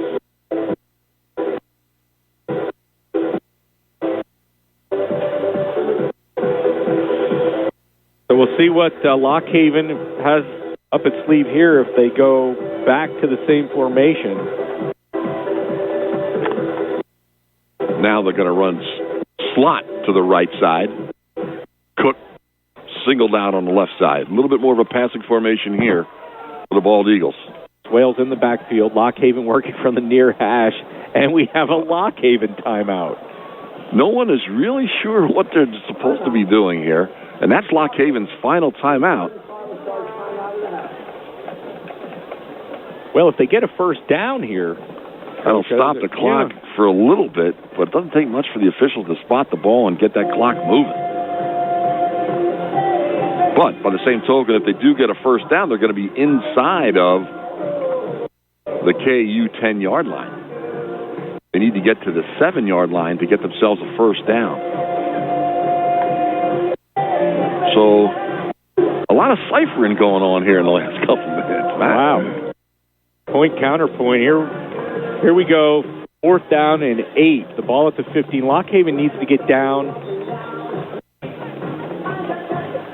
4th and 8 at the 15. So if Lock Haven can get down to the 7, it will be a first down. They would have first and goal. And now let's see what Lock Haven has offensively here. Now they'll bring Cook split alone to the right and trips to the left. So each time they've come out here now, it's been 3 different formations. Jones in the shotgun with Swales as his defensive back. Working again from the near hash. Jones dropping back. Throws over the middle. Incomplete. Well covered in the end zone by 3 Golden Bears. Was the intended receiver, number 11. And Zach Greenwald breathing right down the neck of Sean Jones. So the Bears do hold. First and 10 at its own 15-yard line. I don't know if I'm Coach Clements with Lock Haven having no timeouts. I'd be very satisfied with, based on my field position, and throwing a shutout and having 17 points on the board for themselves. I'd be taking a knee here. get an idea here of the team stats of rushing yards for the Golden Bears. It's not very high, obviously. 8 rushing yards for Kutztown and 4 for Lock Haven. Is that correct? 1st and 10 from the 15 for the Golden Bears. Trips to the far side, 1 receiver split to the near side. Barton is working out of the shotgun, and he's looking to pass, looking for the screen, and he throws it away, intended for Williams. That screen smelled out very well by the Bald Eagles. At their own 15. Only drained 4 seconds off the game clock. But, boy, if I'm back here this far into my own territory, I don't want to have to punt. If I don't get myself a first down, I'm letting this thing run out. Why take a chance? Unless you see something. But they got 4 wide receivers in the formation. They go safely to Terry Williams on a little swing pass out of the backfield. Barton's pass complete to number 43, Terry Williams, brought down by number 3, Mike Williams. Clock runs. They're not going to take a timeout, which is what they should be doing. They just let it run. For Kutztown at its own 16. Well, you have a 3rd down here, and now Lock Haven can't stop the clock. So there's a 7-second differential here. They have to run. Well, they have to take a knee or run one more play here, and then they'll just. I don't know why they're trying anything so fancy here. Just catch the ball, take the ball out of the shotgun, and kneel down. Here we go. Barton. He pump fakes, hands it off, and this is Williams who takes it up to the 20 for a gain of 4, and that is going to do it for the first half of play, the longest minute and a half or so to end a half that we've seen in a while. The Golden Bears of Kutztown leading Lock Haven by a score of 17-0. Keep it tuned here for all the halftime activities. You're listening to Golden Bears football on Kutztown University Radio, KUR. Kelly's Sports is your apparel headquarters for Kutztown University Athletics, with store locations in Westchester and Reading and online stores at kellysteamsports.com. Kelly's offers simple setup, easy ordering, quick turnaround, and no hassles for athletic teams and organizations. You focus on winning games, Kelly's makes sure you look good doing it. Kelly's Sports, since 1972, outfitting team sports is what we do. Kutztown University football on KUR is brought to you by the Kutztown Tavern, featuring contemporary American cuisine with local flair and handcrafted microbrews from the on-site Golden Avalanche Brewing Company. Visit the Kutztown Tavern, the center of downtown on Main Street. And by the Crown Plaza Reading. Enjoy an enriched hotel stay at a great value to business and leisure travelers at the Crown Plaza Reading. All right, we're back here, halftime University Field at Andre Reed Stadium, getting set for halftime entertainment here at the stadium. But we have a big interview for you, which we're going to send you to shortly for those of you listening to us on KUR today. The score here at the half, it's Kutztown 17, Lock Haven nothing. The Golden Bears have taken advantage of some big Lock Haven mistakes and have the lead going into the locker room. Let's go back 2 weeks now. 2 weeks ago was one of the biggest days in some time here at Kutztown University, as the university dedicated this stadium in honor of Kutztown alum and Pro Football Hall of Famer Andre Reed. Andre came to campus. There was a VIP reception on Friday night in which he was honored by the PSAC, the state system of higher education here in Pennsylvania, as well as the Borough of Kutztown, the KU Council of Trustees, and the KU's President's Office. Saturday, the stadium was dedicated in honor of Andre Reed, University Field at Andre Reed Stadium. And before the dedication of the stadium, right here across the complex at the Rec Center, Student Recreation Center, a press conference was held where Andre Reed talked with the press. We're going to send it back now. Our own Steve Degler is going to lead us into that. Here is the Kutztown University halftime show. Steve Degler and the Andre Reed press conference. Welcome to the KU Football Halftime Report. I'm Steve Degler. On homecoming weekend, Kutztown University recognized one of its all-time greats as Andre Reed returned to campus. Friday, October 17th, there was an awards reception on campus where he was recognized by several organizations. Then on Saturday, October 18th, the stadium was renamed University Field at Andre Reed Stadium. That morning, a press conference was held on the KU campus. Over the next 13 minutes, you will hear the Pro Football Hall of Famer reflect on his time here at Kutztown University, his induction into Canton, and the meaning for him to have the stadium named in his honor. I don't know if you guys remember, George was an ex-Marine. So the little training camp, my first training camp was like a Marine training camp. It was like going to, boot camp. A lot of things that we did were Marine-based, if you may say. Just a great motivator. And then when I actually went to the league in '85, he left Kutztown here and went to the Patriots. So he was with the Patriots organization for a while. So I used to see him every year when we played the Patriots up in Foxborough. So just a very stout kind of coach. And as an ex-Marine, that's what you're going to get that. And the staff is just outstanding. Gino Calcagni was really a kind of the first offensive coordinator that I became in contact with that, to a certain point, I really felt comfortable with him. And, coming from high school, I was a quarterback in high school, and he was the one that switched me to wide receiver. And, to this day, I'd say that was the most important move I've ever made in my life. As you can, So, who knows what would have happened if I would have, played quarterback anywhere. But I think they saw some talents in me that could be used in other ways. So, it was good though, of course. Just spoke about my days of coming out of there and onto the field and running on the field just like them, and 30 years ago. And they had a tough loss last week, and they're playing another top team today in D2. So I just told them basically, sports has a way of humbling you and has a way of giving you another chance. And I think, I just said, you guys have another chance to redeem yourself from last week. You win this game, you forget about what happened last week. So, and we just talked, man. I mean, we really talked like I was a player to them. And it was nice to see a lot of smiles on their faces. I showed them my ring, and basically they took it from me, and I was looking for it for a while. And it's like, if any of you guys run away with this, I'll catch you. But it was very humbling to me to be there and kind of share some stories with them about my playing days here, and to tell them that it's possible that you can do the same thing I did. Just hard work and what dedication means to you, what you want to do in life. And hey, a lot of those kids may not even get a chance to play in the league, but they can be good individuals and good people, and that's probably the most important thing. Is that their time here at the school is it's going to prepare them for after whatever they do in life. So I always thought my life was in 4 quarters. To me, I kind of put it with a football game.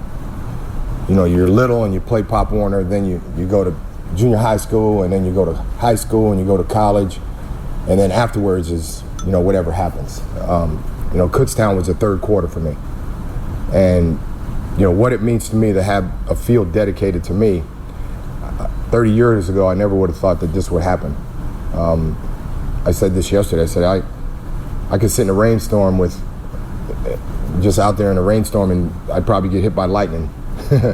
And compared to this happening. So this year has just been a whirlwind of a lot of great things that happened to me this year.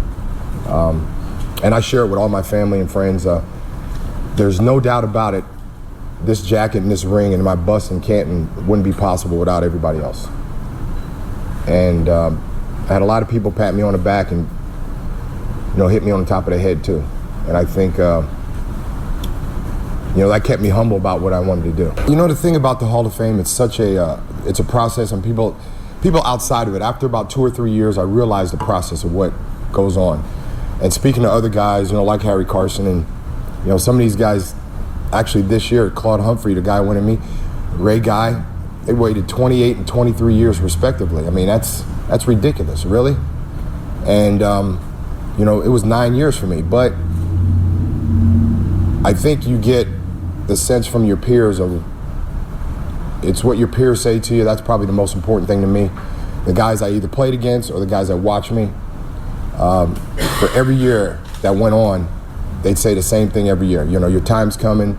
It's going to be this year, or just be patient, all that kind of stuff. And of course, I was patient, but my family members weren't patient. They were they were a little mad. And I knew the process, and I figured if it was going to happen, it was going to happen on somebody else's time, not mine. And I knew when it did in February that the whole roof was going to get blown off around here, and it was a lot of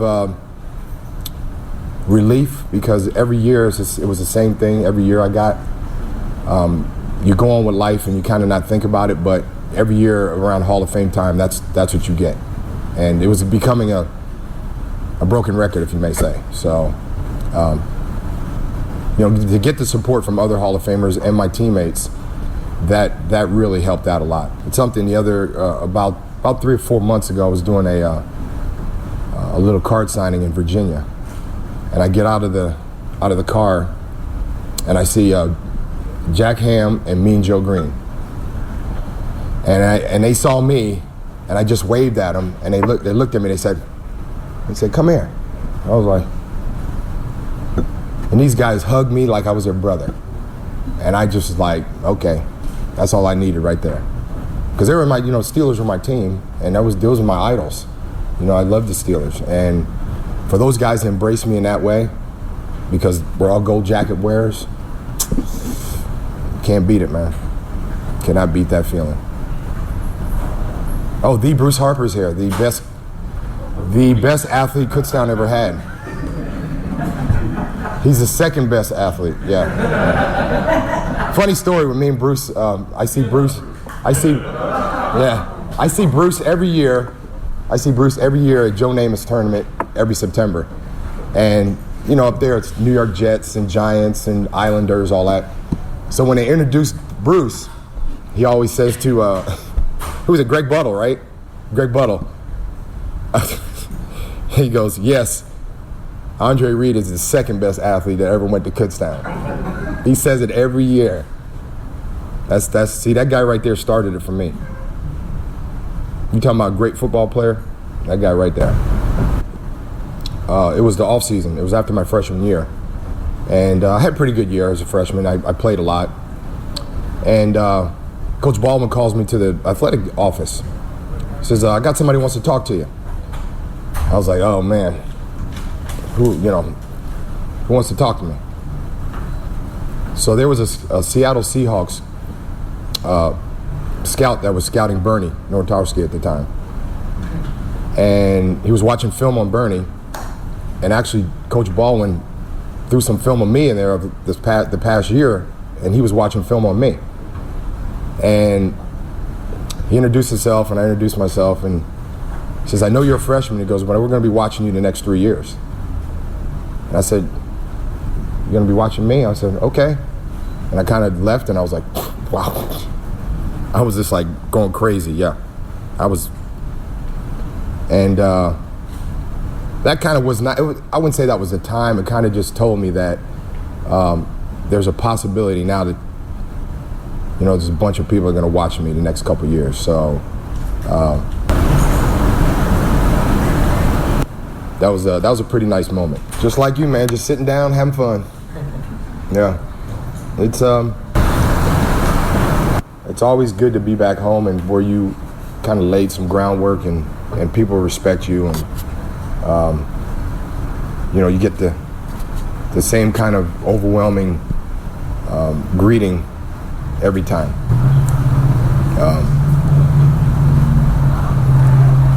That's a good feeling.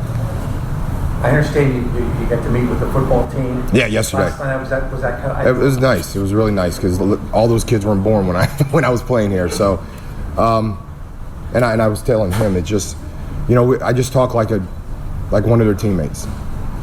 I said, hey, I'm nothing special. I said, I was on this field just like you. Football's always going to be football no matter what. And I kind of spoke from their perspective of things, and I'm just as ordinary as they are.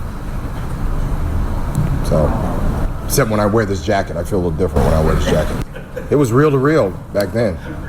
Yeah, sometimes that thing would go and it'd get stuck, and sorry. They'd have to cut it, splice it, and all that stuff. So, it isn't as high tech as it is today, definitely. So, we took a lot of selfies with them, and they posted a good one. It was actually the best one I've ever seen. It was a great selfie. Yeah, it was just a lot of fun just interacting with them, and the coaches really kind of let them be themselves and just be loose and all that kind of stuff. It was good to be in that atmosphere. I mean, I saw there was 5 awards there, and I sat there like I was Santa Claus, just picking up awards. I mean, I can't say enough for the university and what they. The trustees and the president and the board of trustees, the foundation, the Kutztown University Foundation, and they put that together really well. I was overwhelmed with everything. I got a little teary-eyed, and I didn't get like teary-eyed in Canton, but they had bets on me in Canton that I'd cry, but I didn't. So I got a little teary-eyed because it really means a lot, because it's your home. It's your home. It's where you know where you're from, and to get those kind of awards in front of your people, man, it's pretty nice. I actually went down to Bonner Hall it's like, yeah, that was my room right there. I used to put a speaker in the window, and kids would come down to the dining hall, and I'd be blasting music out there, and they would dance all the way to the dining hall. So that was fun. My dad didn't miss too many games, all the way from Pop Warner to the pros. He was there almost every one of them, and I think Canton was a little tough thinking about that, because I could just see my dad sitting there. He'd be bleeming. That'd be pretty. It was pretty tough, but I got through it. And I didn't think I could. Real tough. Yep. Yeah, he was back and forth. I mean, my mom was back and forth too, so that was probably, a lot of families go through that probably. So, but it was good that my brothers played in the Peace Act too. And, it's such a great league for football. I mean, a lot of kids, and I said to the kids yesterday, I said, there's a lot of D2 kids that are playing on NFL rosters right now, and they're impact players. And I said, back when I came out of the league, it was, can you play at the big time? Here now, it's they don't think that way anymore. I think if you could play football, it doesn't matter where you go. You could play. Oh, you know what? I got a tweet the other day. Somebody said that his dad played against me he went to East Stroudsburg, and there was this long tweet, and he said, well, he lined up against you, and he was about 20 yards off you, and you still ran past him. I said, well, I did that to a lot of people. At the time I was a freshman, Greg Grissick, I don't know if anybody remember Greg Grissick, was a great quarterback here. He was an All-American. Gary Klein was a junior at the time, so I had two pretty good quarterbacks for 2 years. And again, I lined up everywhere. So just to try to get me the ball, they lined me up everywhere. Good football, though. You have been listening to Pro Football Hall of Famer and KU alum Andre Reed from an October 18th press conference held just before the stadium was renamed University Field at Andre Reed Stadium. The second half kickoff comes your way in just a moment. Avalanche, Kutztown University's very own mascot, is available to appear at your event. Whether it's a birthday party, grand opening, or town parade, inviting Avalanche will add in extra fun and entertainment for people of all ages. Also, kids can join Avalanche's Golden Bear Cub Club, which allows them to become junior members of the KU team. Make everyone's experience golden by visiting kutztown.edu/avalanche. Once again, that's kutztown.edu/avalanche.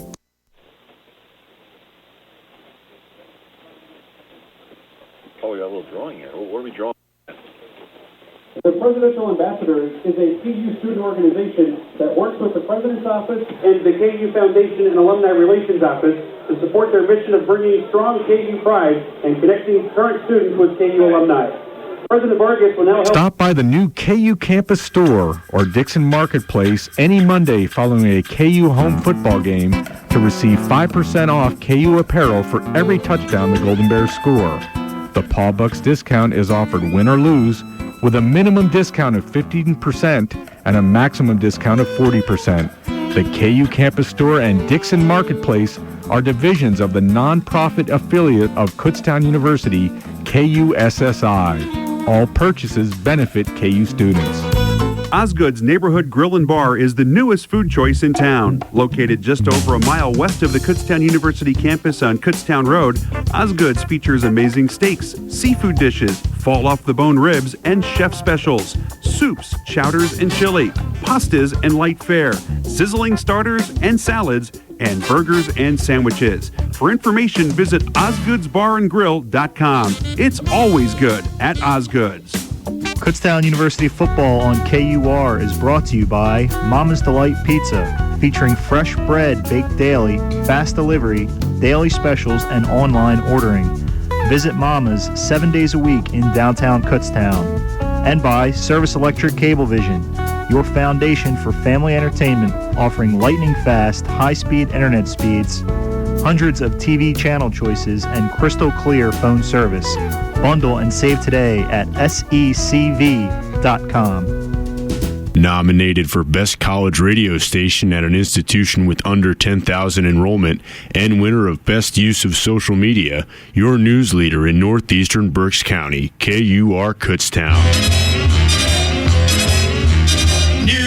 News, time for news. The KUR News Time is the top of the hour. I'm Mike Regensberger. Kutztown University Associate Professor of Anthropology and Sociology, Dr. Kim Shively, will deliver the Fall 2014 Chambliss Faculty Research Awards Lecture Monday at 4:30 p.m. in the McFarland Student Union Auditorium. The lecture will be free and open to the public. Shively's lecture, Investing in the Afterlife, Charity and Salvation in a Turkish Muslim Religious Movement, will explore the charitable activities carried out by the Hizmet Movement, a Turkish philanthropic organization. Checking KUR Sports, catch all the action of the KU Golden Bears anytime the KU Golden Bears play for the rest of the year on KUR. Monsoon Mike says crisp weather. And now we go to our sister media organization across the hall, the Keystone newspaper, with a preview of the current edition. Hey, Kutztown. I'm Emily Lehman, editor-in-chief of the Keystone newspaper. Be sure to pick up the latest edition. I'm Julia Grimaldi, news editor of the Keystone. In the news section this issue, there's a tribute to Professor Schaefer, an update on the faculty contract, and a preview on the upcoming social work conference. I'm Ashley Fries, the opinions editor for the Keystone. This week, Opinions features Margot Livesey comes to KU, activities to do in the fall, and the new Creative Corner page. And I'm Haley Bianco, Arts and Entertainment Editor of The Keystone. In A&E this week, Piper Kerman comes to KU, students react to Chance the Rapper, and a campus theater group plans The Great Gatsby. And I'm Steve Maggieri, Sports Editor of The Keystone.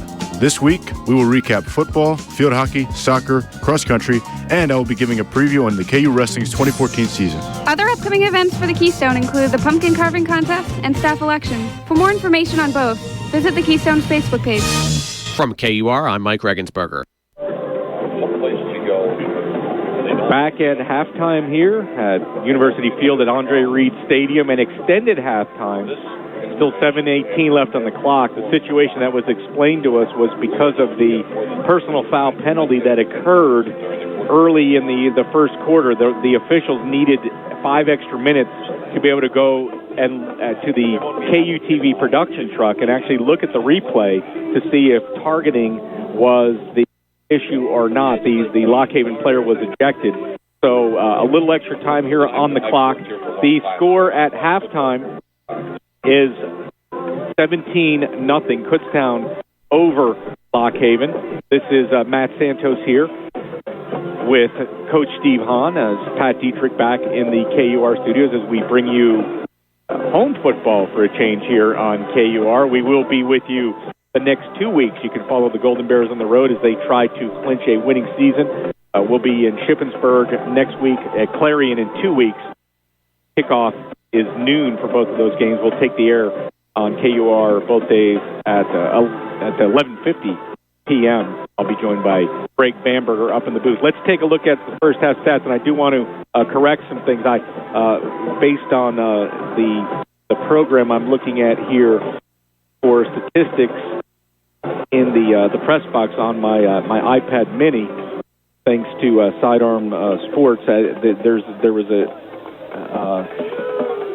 the stats weren't exactly matching up in terms of the category, so I gave you some erroneous rushing stats there, which kind of puzzled me a little bit. So here are the actual stats. It is 17-0 Golden Bears.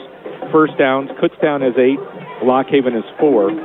On the ground, it is a low output for Lock Haven, 15 carries, 18 yards. The Golden Bears, 19 carries for 78 yards.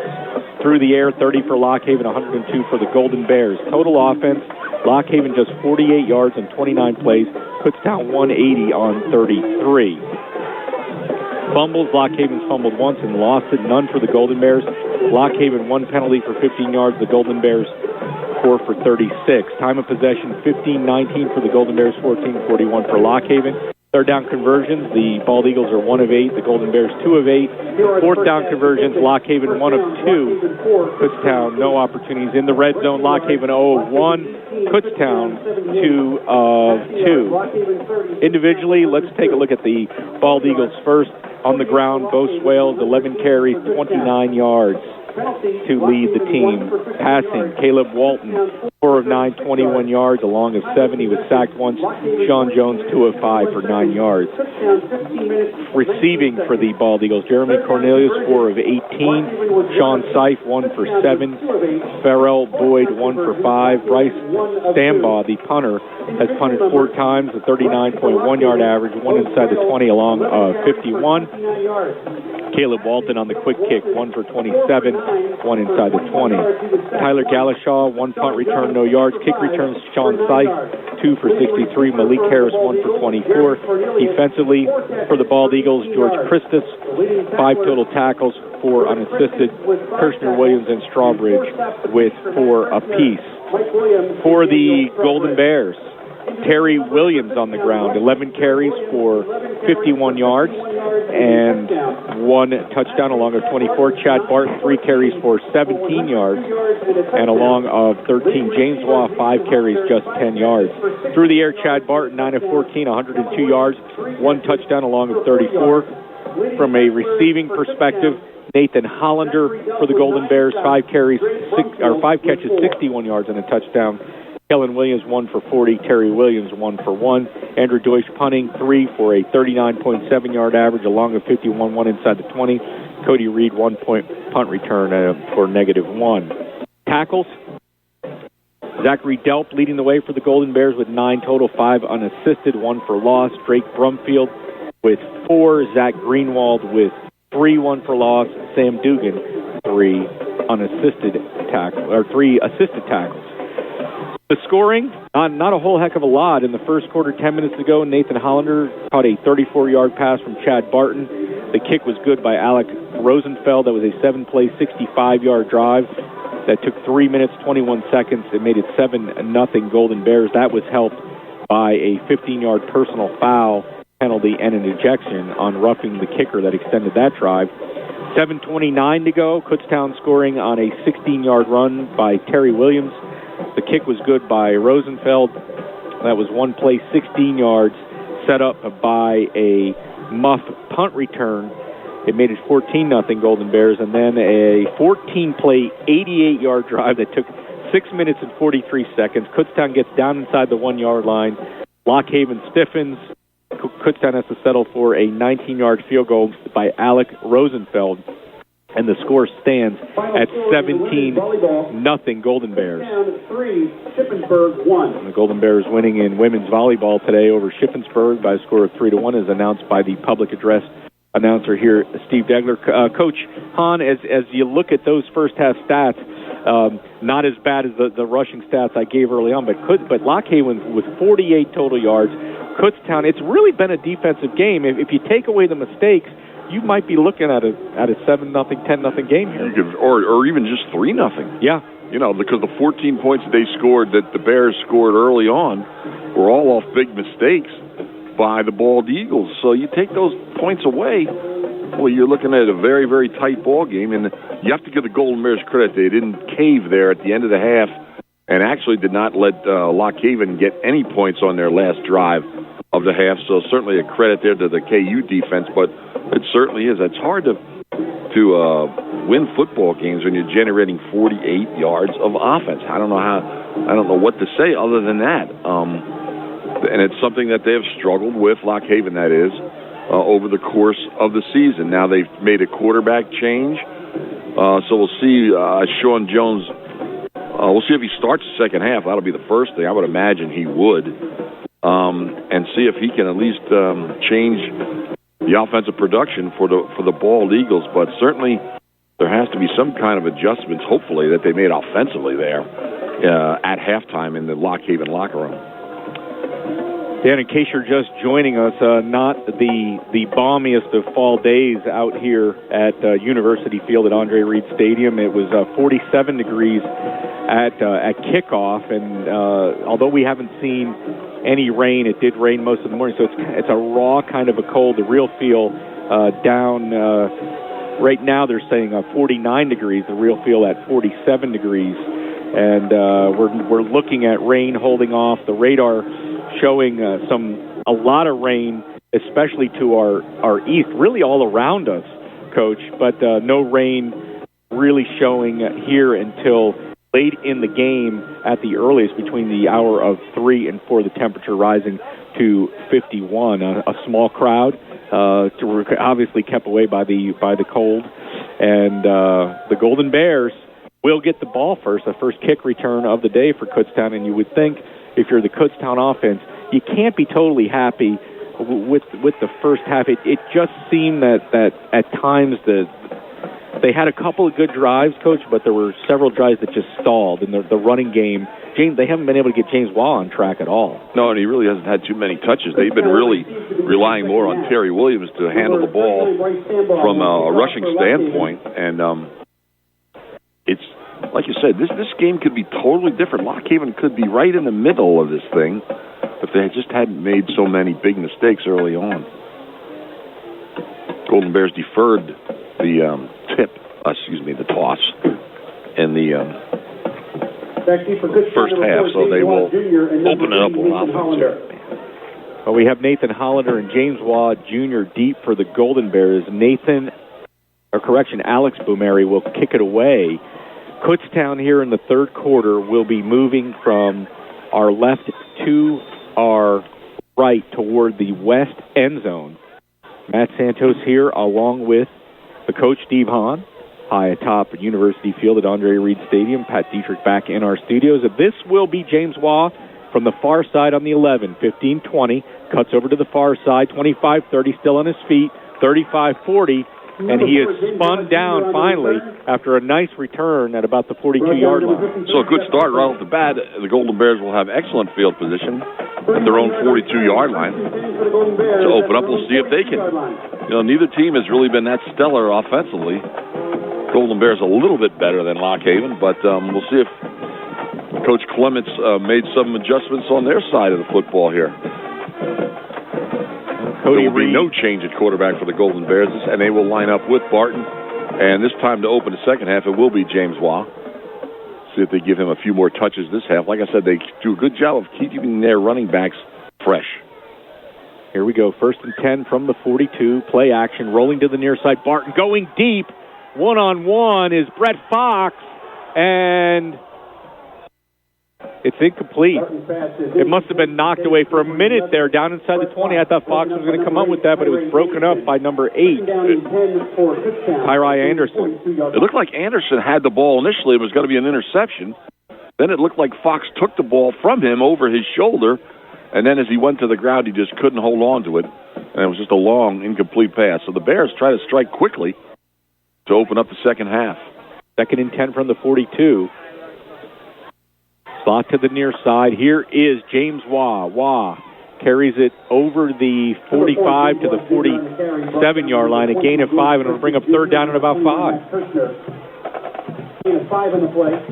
It's 3rd and 5 for Kutztown at its own 47. Bears substitute Anthony Kelly into the football game. They'll go 2 wides on one side, 2 on the near side. Another person who's been pretty quiet today is, from a receiving standpoint, has been Cody Reed. I was just thinking that. Cody Reed and Brett Fox, who they just went to. Barton fires it out, completes it to Reed. There you go. 45-40, first down and more, as Reed takes it down to the 32-yard line. We'll call that a gain of 21 yards. And Cody Reed just does such a good job of once he catches the ball, he just turns his shoulders and gets upfield. He's not trying to do anything cute with the football, and it always seems to work out in his favor. So the Bears on their first possession do open up with a first down. First and 10 at the 32 slot to the far side. Kutztown working from the near hash. Donned in the maroon jerseys, gold pants, maroon trim, gold numerals, and the gold helmets. Here's a completion to Kellen Williams on the near side, down at the 26-yard line. That'll be a gain of 6, second and 4. So the Bears have now come out here in the second half and mostly thrown the football. So maybe that's what their plan of attack is. They gained 78 yards on the ground in the first half. Certainly that's not a big amount either. Backs in the eye. Barton under center. Hands it off to Wah. Wah breaks a tackle, and then he's knocked back. He's going to be very close to the first down. Well, see, they're going to actually marking it back at the 25. I thought his progress was a little better than that, but it's going to be third and about 3. Wah did a little bit too much dancing in the middle of the line before he made up his mind which way he was going to cut. And the Lock Haven defense shut it down. Slot to the far side. Barton working out of the shotgun. Wah in the backfield. Barton with time. Fires to the right side. Leaping is Williams, in and out of his hands. Down inside the 10. Daniel Strobridge on the coverage, but obviously something that a lot of teams spend a lot of time on these days is that back shoulder catch. That's all a timing pattern as to when you open up that back shoulder. And ball delivered, I thought, very well by Barton, but just couldn't hang on to it. Here we go, 4th and 3. Kutztown is going to go for it at the 25-yard line. Slot to the far side. Barton under center. Barton hands it off to James Wah. Wah is going to be spun down for a loss, and that is a turnover on downs. Another moral defensive victory for the Lock Haven Bald Eagles. And again, I don't, the running game hasn't been that successful this game, so why they're trying to get 4 or 5 yards out of that thing on the ground, that's a tough call there, in my opinion. Well, but it works out in favor of Lock Haven, so they'll take over on downs. There's a break now for the Bald Eagles. Let's see if they take advantage of it here. If the breaks even out here in the second half for Lock Haven. First and 10 from the 27. Wah, 8 carries for just 13 We are yards. back to Caleb Walton at quarterback.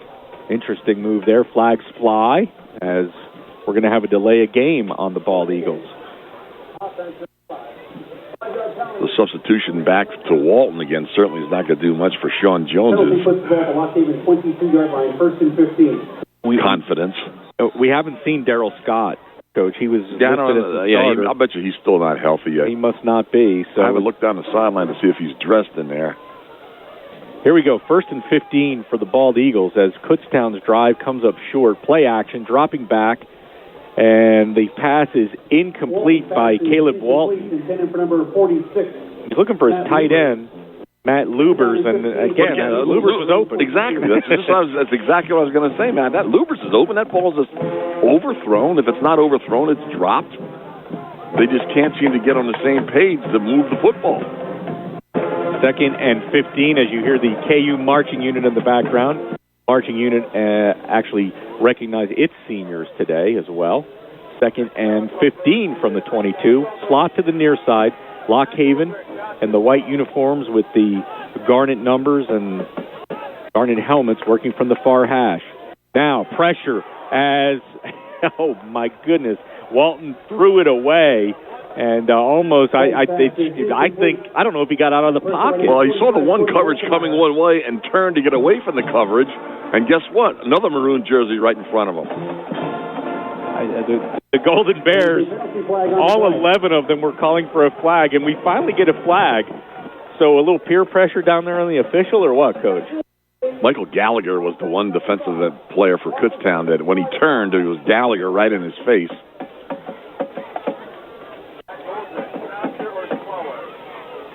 But again, a big break for the Bald Eagles, stopping Kutztown on 4th down, and they've done nothing but self-destruct here on the ensuing possession.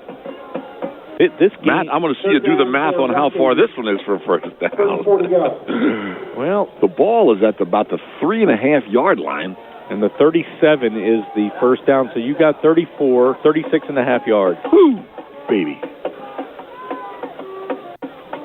And it's 3rd down, so you almost think, you almost have to throw here, but it's awful dangerous. Walton in his own end zone. 3rd and Baldy, Coach.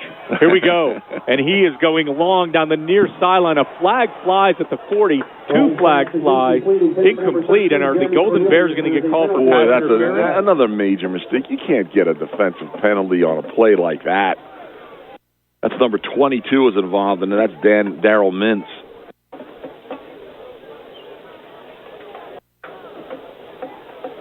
But there's some discussion here, and I think that discussion is going to be, Matt, was that ball catchable? Again, he just threw it up.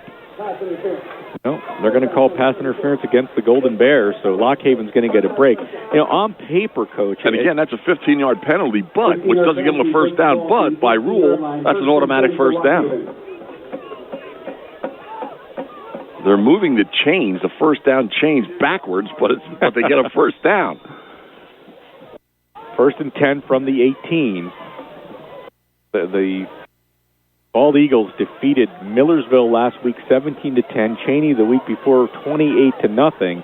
And again, on paper, this game is playing out just like we looked at it on paper. There's a handoff by Swales that goes into the pile. Lockhaven has a decent defense. It's pretty clear that their defense is good. Offensively, there's not a whole lot there. There's just nothing there. No gain in the play. 2nd down and 10 for the Bald Eagles at their own 18-yard line. 2nd and 10 at the 18-yard line. Number 13 there for a while for Lockhaven was lined offsides by 5 yards until he found out where he was going. Slot to the near side. Walton working out of the shotgun. Taking his time as the clock is down to 2 seconds. He just gets it off. Walton pumps, and now he's going to take it himself. He's going to be sacked. Back to pass is sacked. Number 52 at the bottom of that tackle. Zach Greenwald again, not surprising. Again, one of the seniors here for Kutztown here on Senior Day at University Field at Andre Reed Stadium. Golden Bears are looking for their first win in Andre Reed Stadium since the renaming. They lost to Bloomsburg here a couple weeks ago. 2nd and 15 now from the 13. Walton, 3rd down and 15. Walton back to pass. And let's see, a diving reception at about the 26. It's going to be a few yards short of the first down. So David Cook making the diving reception there. He must. Kutztown didn't think he had his hands and forearms underneath that football, but the officials give it to him. Short of the first down again, and rightly so. Lockhaven will bring the left-footed punter in here. Number 39, Bryce Stambaugh. Information for Lockhaven. Backseat for Kutztown, number 37, Cody Reed. Kutztown should get decent field position here. Again, Cody Reed, the single punt returner. He is back, is Reed at his 41-yard line.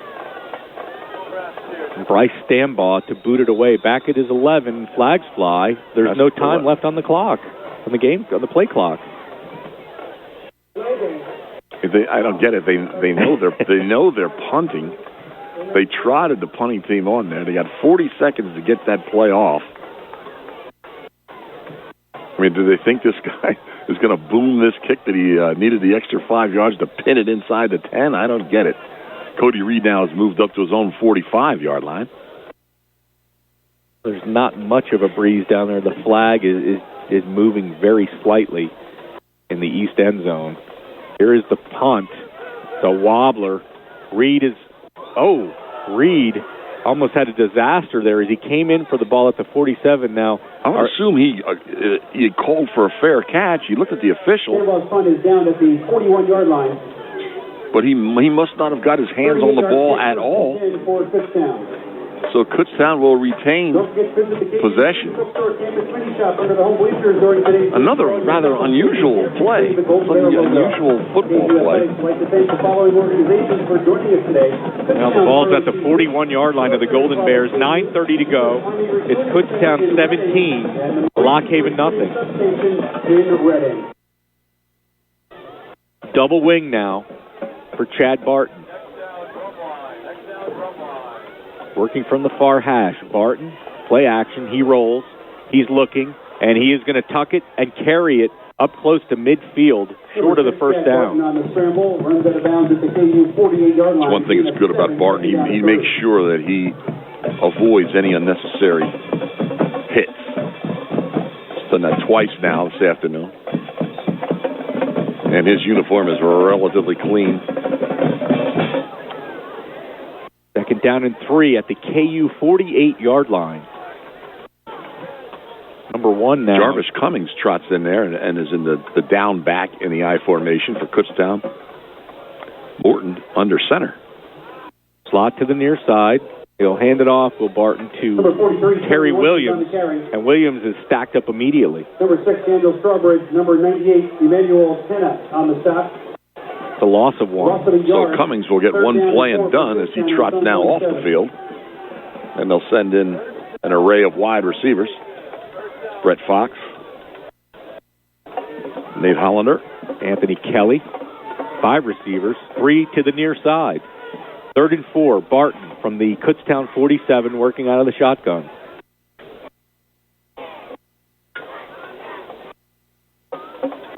Lock Haven showing blitz. Barton fires it immediately behind Hollander, and it was almost picked off. Another break there for Kutztown. Coverage by number 10, Rozier Miles Eubanks. That's number 20 for Lock Haven that got 2 hands on the football. George Christus, who was their leading tackler on the season. Christus is actually 45th in all of Division II in active tackles. Deutsch. The high wobbler off. It's going to bounce at the 20 and take a KU roll inside the 10, inside the 5-yard line, still rolling, and it'll be down at the 4-yard line. A great job by the punter, Andrew Deutsch, and Lock Haven will go back to work. The Bald Eagles struggling offensively. You have Walton, 5 of 11 for 34 yards. Swales on the ground, 12 carries for 29 yards. Locally owned and operated. It's bad enough that they're not generating much production offensively, but the last couple times their field position has been awful. So that obviously limits what you want to do offensively some. Again, Walton still in at quarterback in his own end zone. 1st and 10. He will hand it off to Swales, who tries left tackle, and he is stacked up after a gain of 1. Slow to get up is Sam Dugan. And he may need assistance from the Golden Bears sports medicine staff. There goes Rennie Sacco. There is an official timeout for an injury. Just a reminder, fans, the Kutztown University football team still has 2 more games to go, both on the road, at Shippensburg next week, at Clarion in 2 weeks. Both games carried here on KUR, beginning at 11:50.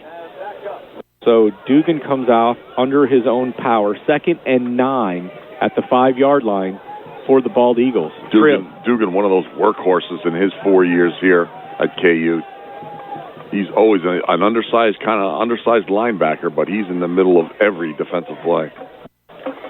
7:30 to go now. Lock Haven trailing 17-0 here in the 3rd. Here's a completion to David Cook on the near side. That is going to be close to a first down. They're going to move the chains. That's going to be a first down for Lock Haven, so it gives them a little room out of there in the back of their own territory. 1st and 10 at the Lock Haven 15. That is Lock Haven's ninth first down. Correction, their sixth first down. 1st and 10. Here's a pass to the near side, incomplete, intended for a diving David Cook at the 20. And one thing you can see, Walton is certainly not your most accurate passer that you've ever seen.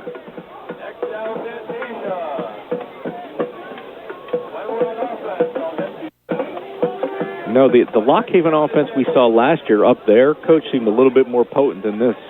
2nd and 10 from the 15. Slot to the far side. Look how long that ball's in the air. Throws it up. Going to bring rain down with that one, and it is incomplete up at the 30. It looked like there was a mishap on the center. And again, Zach Greenwald punishes Walton as soon as he delivers the football. Ball's up in the air, but doesn't that has a beautiful spiral on that, doesn't it? But that ball, again, he throws it across field like that. You'd think if he's going to try and get it off. 5-yard penalty will put the ball to the 20-yard line, 2nd down and 5. He would look to the short side of the field to try and cut the distance down on the throw. But it will be a penalty on the Bears, correct, Matt? Yes, offside. So it'll be 2nd and 5 now for the Bald Eagles at their own 20-yard line.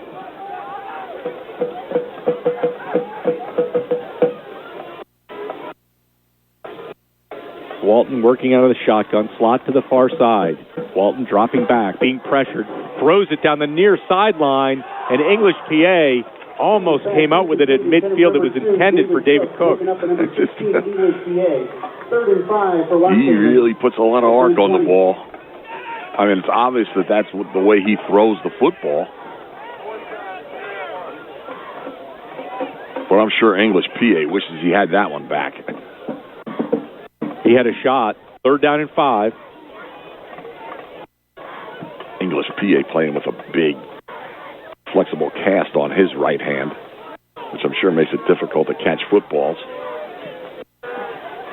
Of course, the guys who are seniors this year were freshmen on that 2011 PSAC title team. Here's another one that's thrown up and diving back for it. And did he come up with the catch? Pharrell Boyd, they're saying he did, up at the 34-yard line, 1st down, Bald Eagles. And you certainly can't characterize that as a good throw. Again, a lot of arc on it. The receiver had to make a major adjustment and come back on that. But it's a fine catch. You got to give him major credit for that. Bald Eagles hurrying up, changing the pace a little bit. 1st and 10 from the 34. Here is a handoff, and Swales has nowhere to go. He's thrown for a 2-yard loss. Zach Delp in on that stop. Zach Delp having himself a good, very good defensive job this afternoon. Zach Delp had 9 tackles at the half, certainly adding to that total here in the second half. Good job by Zach Delp. 2nd and 12 from the 32. Slot to the near side, working from the far hash. Caleb Walton taking his time, the play clock down to 6. Walton hands it off to Swales, and Swales is met immediately for another loss, about 4 yards this time. Both Swales on the carry. Get in the backfield again by number 46, Zachary Delp. As we mentioned, Zach Delp in on that stop. That running back took a half a step before he was met by Delp. On the play. 3rd down and 16 for Lock Haven at its own 28. 3rd and 6, substitutions coming in for the Golden Bears as Lock Haven is back up at the line. And if they snapped it quick there, they could get too many men on the field. But, again, that clock is down to 10 seconds. Walton with trips to the near side. 3rd and 16. He's back. He's being pressured. He's going to run with it. And he is brought down from behind at the 31-yard line after a gain of about 3 yards. But you got to give the Lock Haven offensive line some credit on that play. They had a beautiful-looking pocket set up for Walton. There just was nobody open downfield. Tucked it in. Could not get anywhere near the 1st down. And we'll see Steinball come in again as punter. Cody Reed, that is, back at the 35-yard line. A nice beautiful punt. Going to go over Reed's head. It's going to take a Lockhaven roll inside the 10 and be down there. So 4:25 to go in the third quarter. It is Kutztown 17, Lockhaven nothing. And, Coach, as inept as the Lockhaven offense has been throughout this game, a touchdown, they're starting to claw back into this thing. Kutztown has definitely not opened it up to a comfortable lead at this point. You know, I'm not so sure that, with the two major mistakes in the first half that gave Kutztown 14 points, the way this second half has opened up, I'm not so sure that wouldn't be the way the first half would have proceeded too. Right. And we might be looking at a 3-0 football game here. 4:25 to go, third period.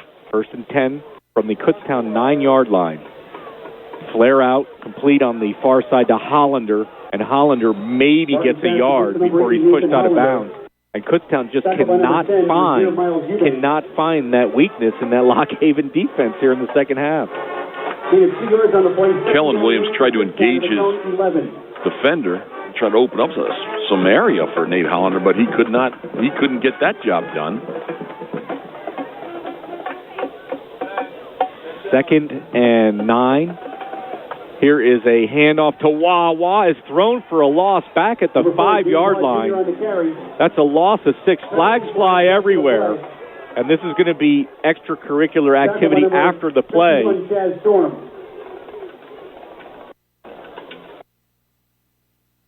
James Wawa, as good as he was last week. But, I was just going to ask you that, Matt. Because I didn't get a chance to watch that game on TV.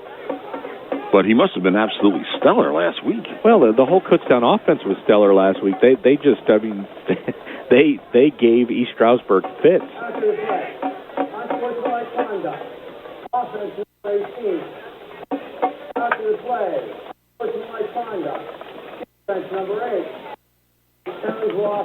Well, we're going to have, one of the usual, most ridiculous calls in football where they have a major penalty on each team. They just call it offsetting, and we'll replay the down. Well, and I've said over the years, Coach, put those two guys on the sideline and keep them out for X number of minutes or X number of plays, or there should be some kind of so basically there's no penalty for a fight. I don't get it. 3rd and 14. The one thing I would probably fix about football from a penalty standpoint, if I could. 3rd and 14. Here is Barton. He throws it out complete on the far side. Fox breaks a tackle, but then Lockhaven is there as several men bring him down after a gain of a few. Way short of the first. And hopefully, it looks like Lockhaven will get excellent field position. But they've got to somehow take advantage of the breaks that they're getting. Please set the play clock to 40 seconds. 40 seconds on the play clock. The ball on the 13. It's 4th and 6. So the return man for Lockhaven, number 81, Sean Seif Jr., is back at midfield. Deutsch gets a high wobbler away that's going to send Seif back. He calls for a fair catch at about the 43-yard line. Lockhaven, Deutsch got a good punt off there. There's another flag back there right around where Deutsch booted it away. And that snap almost rolled back to Deutsch, too. We had earlier on, we had, in fact, that was one of the play where one of the Lockhaven players got ejected for targeting. I'll tell you what, if this doesn't give you a first down, Coach, I decline this penalty. That was a great punt by Deutsch.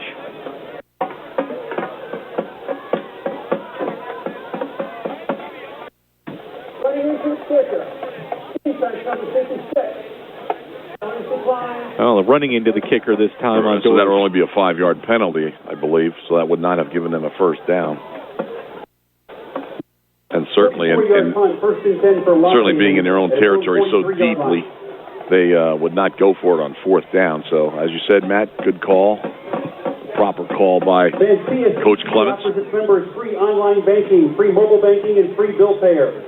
What pretty good field position for the Bald Eagles again.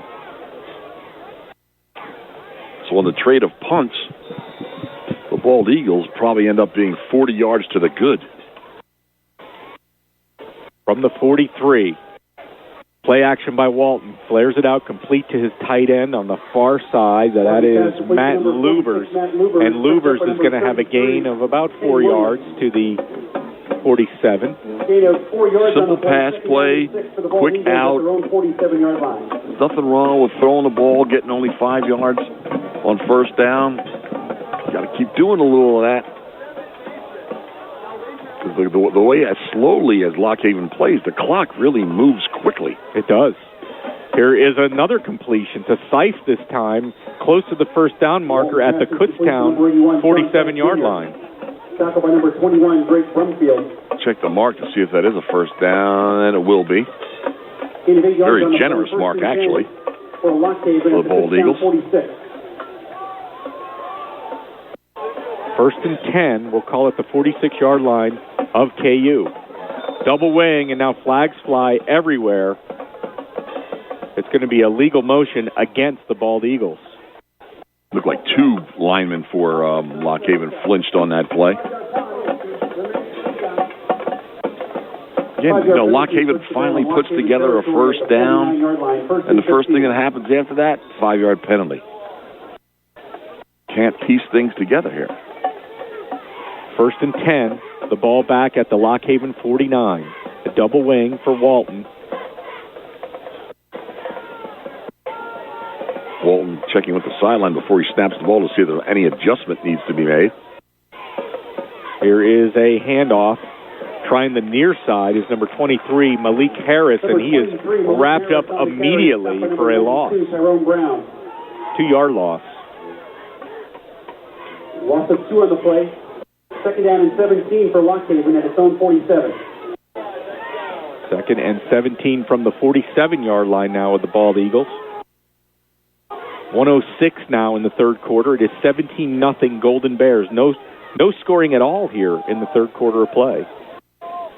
Trips to the far side. Walton dropping back. He fires it. He completes it on the near side to number 17, Adrian Pritchett. Pritchett takes it down to the Kutztown 46, where it'll be 3rd and 10. What a good safe play by the KUD on that play. You can give him a little cushion there on that long second down play. 3rd down and 10. Because they're still going to have pretty good yardage here to make up on third down, as they'll need 10 here. Trips to the far side, working from the near hash directly in front of us here. Caleb Walton takes the shotgun snap. He drops back. He fires over the middle. He completes it for a first down once again to Pritchett, down to the Kutztown 32-yard line. Quickly up to the line of scrimmage. There is 22 seconds left on the clock here in the third quarter. Lock Haven does not have to run a play, but trailing 17-0 and moving the ball, they likely will. Trips to the far side. And for a team that doesn't huddle, it's just kind of a slow pace. Gets the play off. Walton with a lot of time. Now he's going to run it near side. Good coverage by the Golden Bears as he slides down at the 32-yard line. 27. That'll be a gain of 5. It'll make it 2nd and 5. That's going to do it for the third quarter. Your score after 3, it is Kutztown 17, Lock Haven nothing. You're listening to Golden Bears football on Kutztown University Radio, KUR. In addition to the online home for Kutztown University Athletics, KUBears.com, there are several ways to follow the Golden Bears through social media. Find out about KU Athletics on Twitter by following @KU Golden Bears. Become a fan on Facebook by searching for and liking Kutztown University Athletics. Finally, check out how to sign up for email and mobile phone updates at KUBears.com. Stay in touch with the Kutztown Golden Bears. Plan your next overnight stay in the Kutztown area at the Hampton Inn Allentown. Located just 20 minutes east of Kutztown in Fogelsville, the Hampton Inn Allentown is the gateway to the KU campus. The Hampton Inn Allentown offers complimentary Wi-Fi and high-speed internet access and a free on-the-house hot breakfast. For reservations and information, call 610-391-1500 or visit HamptonInnAllentown.com. That's HamptonInnAllentown.com. 15 minutes to go here from University Field at Andre Reed Stadium. Matt Santos here along with Steve Hahn. Pat Dietrich back in the studios. The Golden Bears leading Lock Haven 17-0. We have a 2nd and 5 situation here for the Bald Eagles from the 27-yard line of Kutztown. And Lock Haven is actually moving the ball as well as they have all day here. So you got to think here, Coach, if Lock Haven somehow could punch one in, get some momentum going, there's still enough time to come back in this ball game. And it's funny because the way they do stats at the collegiate level, when he gets sacked, it counts as rushing yards. So Lock Haven at the end of the 3rd period has -1 rushing yards. I can't even use the word yards. -1 rushing yard, singular. Well, there's a completion to Pritchett for a first down, and all of a sudden this Walton to Pritchett tandem has the third things catch going for Pritchett in a relatively near pass. 1st and 10 at the Kutztown 22. Wing to the right. Here's a handoff, and Dugan meets the back. That is Swales immediately. Throws Swales for a 5-yard loss. Loss of 5 on the play. 2nd down and 15. Again, Lock Haven moving the ball a little bit, but you start off that first down play with just a destruction of the offensive line. Dugan just shot his gap, and there was nobody that touched him at all. 2nd and 15 now from the 27 slot to the near side. Walton back. Walton going deep down the far side, looking for his man. Incomplete. That is intended for Bo Swales out of the backfield. Interesting call there. So Lock Haven suddenly showing us some different looks here. But Bo Swales is a power runner. He's certainly not going to outrun and get behind any safety or defensive back for KU. It was number 21, Drake Brumfield on the coverage. 3rd and 15. Wing to the near side. Slot to the near side. Play action. Dropping back, Walton fires it over the middle, in and out of the hands of his intended receiver down at the 10. And I'll tell you what, the intended receiver, David Cook, should have had that, Coach. Well, we've said that on a lot of plays during this afternoon, and there's another one. That's a critical 3rd down play.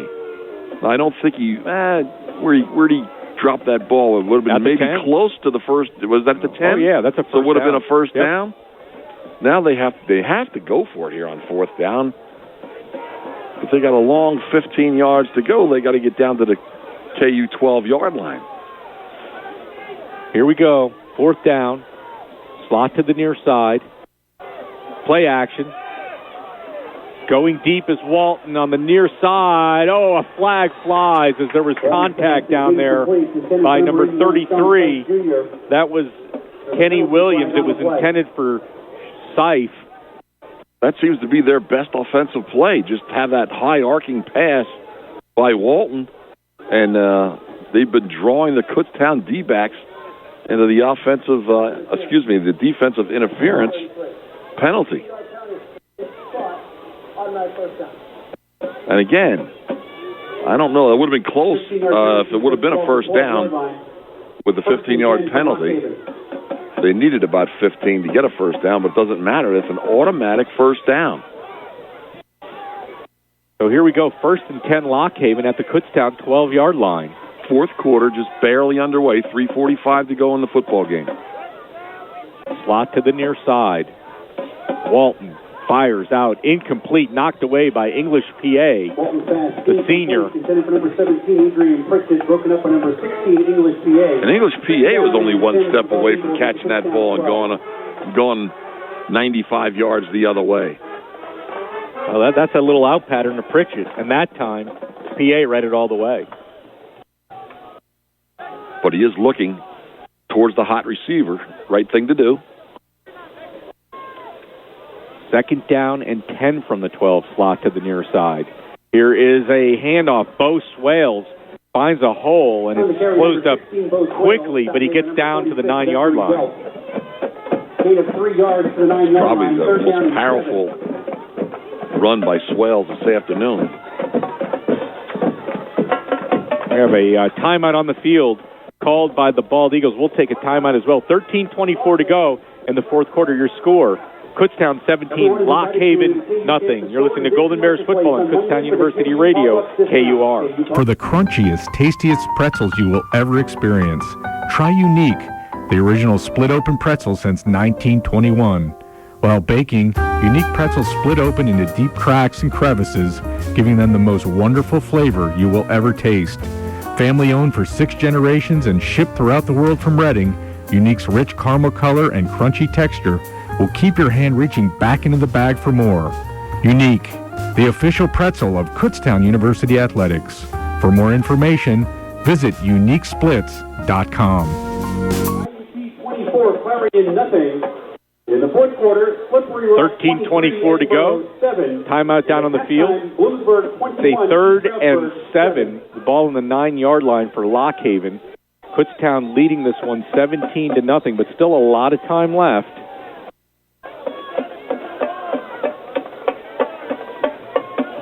And if you're the Bald Eagles here, you obviously are wanting to talk this one over a little bit. What play are you sending in here, Coach? I mean, 7 yards to go. It has to be a throw. You would think so. Here we go. And they do. They have 2 receivers right, 1 left. Pritchett to his left. Isolated with English PA. Slot near side. Walton fires over the middle, incomplete. Intended for Adrian Pritchett, but Kutztown was there defensively. That was PA on the coverage. And boy, PA timed his attempted tackle just perfectly. And again, the ball pops away from Pritchett. See, here I go for the field goal, Coach. Yeah, you're going to need 3 somewhere along the line. 4th and 7 from the 9. Lock Haven with the offense on the field. Stack trips to the near side. Walton working out of the shotgun. He drops back. He has time. Floats it up on the near side leap. And in and out of the hands of Williams. And then Sipe incomplete. Number 81, Sean Sipe Jr. Coverage by number 33, Kenny Williams. Kenny Williams, again, that was reminiscent of an earlier play in the game with Brett Fox, but Kenny Williams looked like he had that ball in his hands. The receiver reached over his back, had it in his hands until he went to the ground, ball bobbled out, incomplete pass. And Kutztown will take the ball over for first down again, though relatively deep in their own territory. But again, they just can't make, Lock Haven cannot make big plays. Whenever they need a big play, it just doesn't happen. 1st and 10 from the Kutztown 9-yard line. Double wing. Back Williams shifts. Pump by Barton, now throwing. And a leaping catch made at the 30-yard line by Williams. Kellen Williams on the catch. And again, good pump. The pump set up the out pattern. Made the second move after the pump fake. Turned it up and threw that ball right on the money. And now Kutztown dug themselves out of a hole on one play. Sun trying to break through here onto University Field. 1st and 10 from the 30. Barton under center, drops back. Now he's going to run with it up to the 35. And he dives down at about the 37. That'll be a gain of 7. Nobody open up field. Barton tucks it under. And again, smartly goes to the ground before he has to absorb any hits. 2nd and 3. The ball at the 37-yard line. Again, we'll mention it again. Cody Reed, very silent here this afternoon. Caught 1 ball in the first half. Empty backfield for Barton. Trips to the near side. Barton being pressured. He's going to have to run with it. He has the first down up to the 43. Gain of 6. Nice job by Barton breaking a tackle. in the backfield. So 2 Barton runs have got the Golden Bears another first down. It hasn't been a pretty football game today. You're not seeing people make a lot of football plays. It kind of goes along with the weather. It's just been one of those games, Coach. 1st and 10 from the 43. Barton dropping back, rolling to the far side. He's looking. Now he's going to run it out of bounds. Looks like he was hit there. Awful close to a late hit there on the sideline. By number 3, Mike Williams. Because you knew Barton was going to go, out of bounds on his own accord, which he did. 5 yards on the play. 2nd down and 5 for the Golden Bears. But there was the rule that the defender could not hold himself up. So now we've seen 3 Barton runs on this possession. 2nd and 5, and now we have a staggered backfield behind Barton, who's under center. Slot to the near side. Kutztown moving from right to left here in the 4th. Play action. Barton pressured. He rolls and throws it.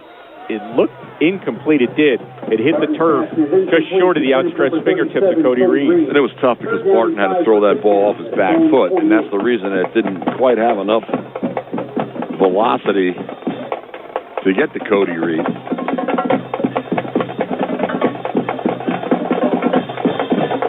Third down and 5 from the 48.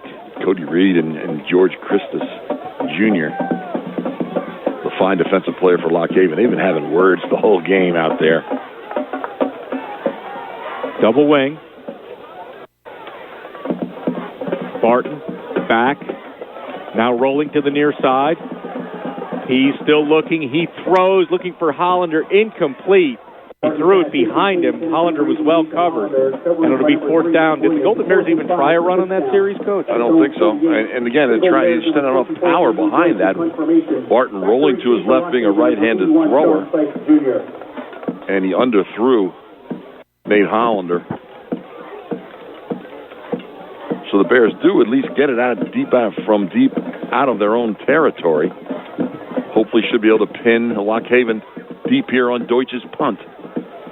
Deutsch boots it away. Fair catch down at the 15 by Seif, and that's where Lock Haven will go back to work. 11-11 to go in the 4th quarter.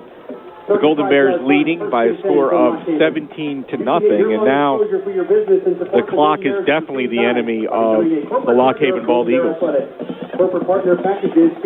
Offensively, the Golden Bears. But one thing you can't do, Matt, excuse me for the interruption, is that you can't play at the pace that Lock Haven is playing, and you can't have a running play which keeps the clock running and then take almost 40 seconds to get your next play off. The urgency's got to come into play here sooner or later. Walton is still the quarterback. Kutztown with 260 yards of total offense. Lock Haven with just 101. Now keep in mind, Kutztown had over 550 last week at East Stroudsburg. Here is a sack, and you got to give that Golden Bear defense credit because they've made life miserable for Lock Haven. And that's Michael Gallagher just totally blew by the man that was trying to block him and gave Walton a big bear hug and put him on the ground. Gallagher's been in the backfield for Lock Haven most of the afternoon. The loss of 7. 2nd and 17 from the Lock Haven 10. Walton back. He fires. He completes it out on the near side to number 11, Pharrell Boyd. Boyd breaks a tackle up over the 25, up over the 30. Certainly the best play for Lock Haven this afternoon. But again, Boyd made a couple of football plays there, a couple of fakes, so he could get away from his initial tackler, then got away from his second tackler. Significant gain for Lock Haven. Nice job. 1st and 10, the ball at the 35-yard line of the Bald Eagles. 10:15 to go in the 4th.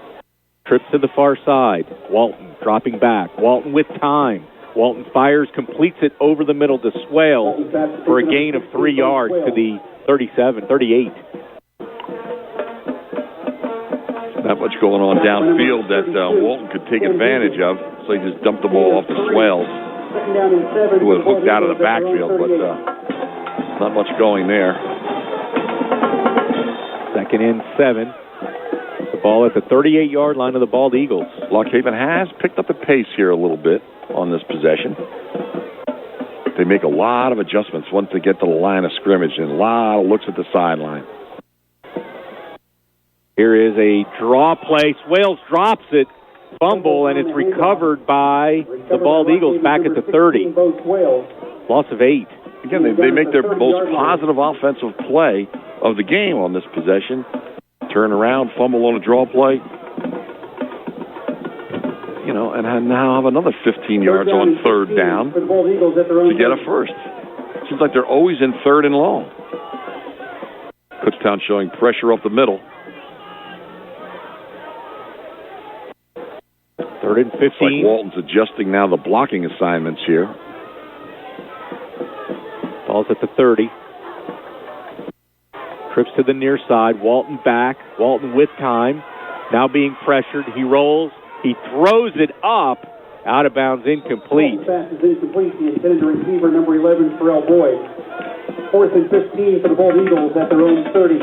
That'll bring on the punting unit for the Bald Eagles with 8:39 to go, and the Golden Bears holding on to a 17-0 lead. Kutztown did have a shutout earlier in the season, defeating the Cheney Wolves by a score of 74-0.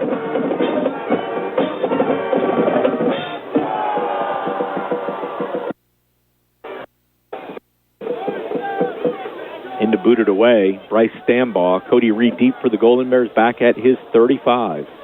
The brightest that has been here at University Field is just about right now as the sun tries to break through over toward the west. Reed will take a fair catch back at the 26, and that's where the Golden Bears will go back to work. Fans, just a reminder, Kutztown University football hits the road for the next 2 weeks for the final 2 games of 2014.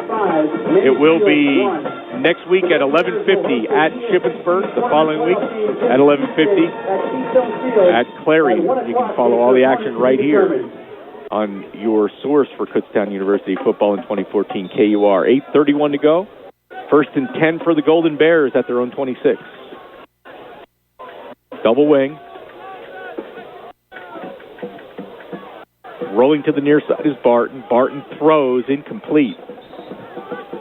Barton flat is incomplete. Ball intended for Brett Fox, not even close. Also this afternoon, the Kutztown University women's soccer team defeated Mansfield 5-1. Coach Bernstein for the women's soccer team doing a terrific job this year.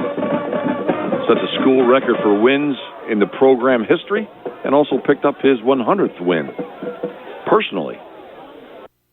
Congratulations to Coach Bernstein and the Golden Bear women's soccer team competing again for postseason action.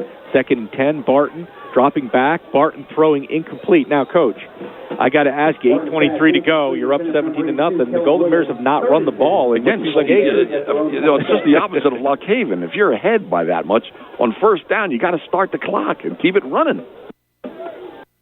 You can knock off almost a minute with one play.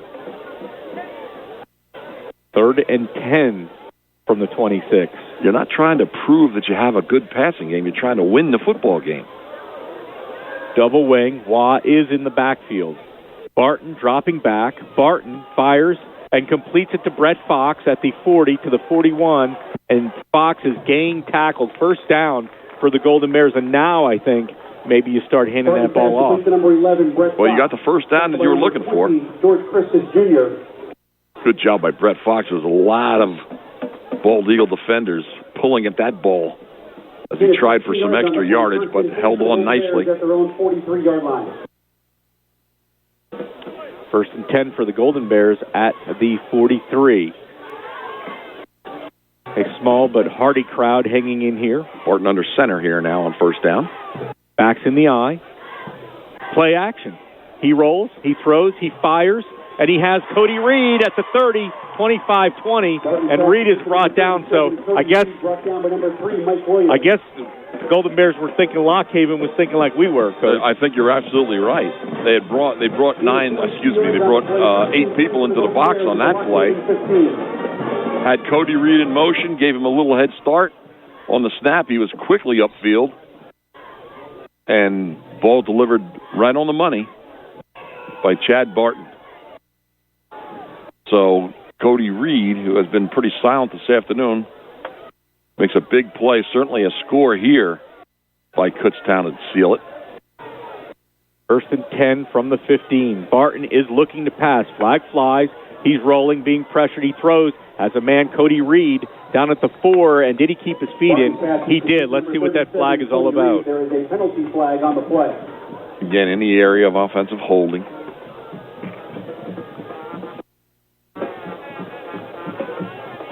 Good job by Chad Barton rolling out, giving himself some time to throw. He rolled this time to his right so he could make the easier throw. And that was Brett Fox, right? Caught that ball? Cody Reed. Cody Reed. Yes, sir. Did a great job keeping both feet as well. He only needs one in bounds here at the collegiate level.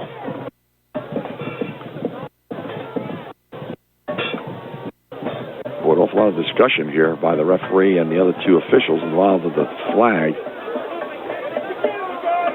And he still wants to talk. The referee wants to talk to somebody else. John Allen out on the field wanting to know what the heck's going on. Personal foul. Hands to the face. Offense number 57. 15-yard penalty from the previous spot. First down. Hands to the face on the Golden Bears. It's Pete Finnegan, Jr. 15-yard penalty. Another one of the seniors here this afternoon. Takes away a big gain by Cody Reed.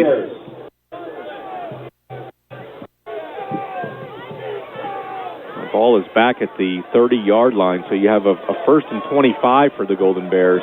Double wing, Waugh the sole setback. Barton working from the near hash out of the shotgun. Hollander in motion. He'll hand off to Waugh. Waugh with a seam, and he was knocked silly after he got up over the 25. Gain of about 6. What a big burst in the hole by James Waugh. 7-yard gain on the But play. Mike Williams really came up. Second down and 18 for He didn't even tackle him. He just laid his shoulder into him and knocked him to the ground. 6:38 and counting. The Golden Bears could work that clock. At least on first down there, they got a long way to go. They start the clock. He should let this play clock run down. Play clock's at 15. This one should be snapped under 5. Not quite, but they got it down a little bit. Here is Barton rolling to the far side. He's looking. Barton is throwing for the end zone, incomplete, out of bounds. Brett Fox was the only man in the area. There was one of the few times where Barton really took a shot as he delivered the football. Gets up with no problem. Barton took a shot, tried to throw it in the end zone. That ball wasn't even close to being completed.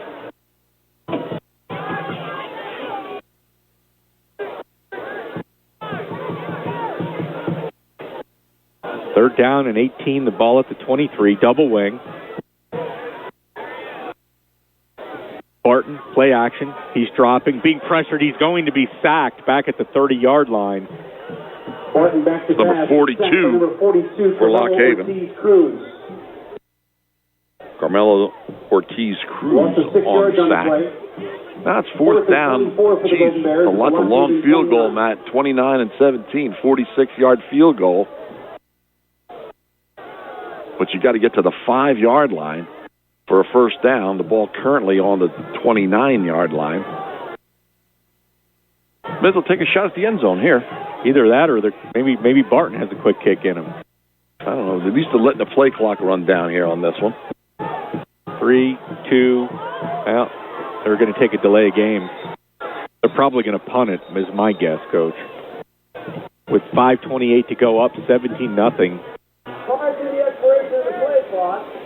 You certainly wouldn't let it expire if you were not thinking about punting it.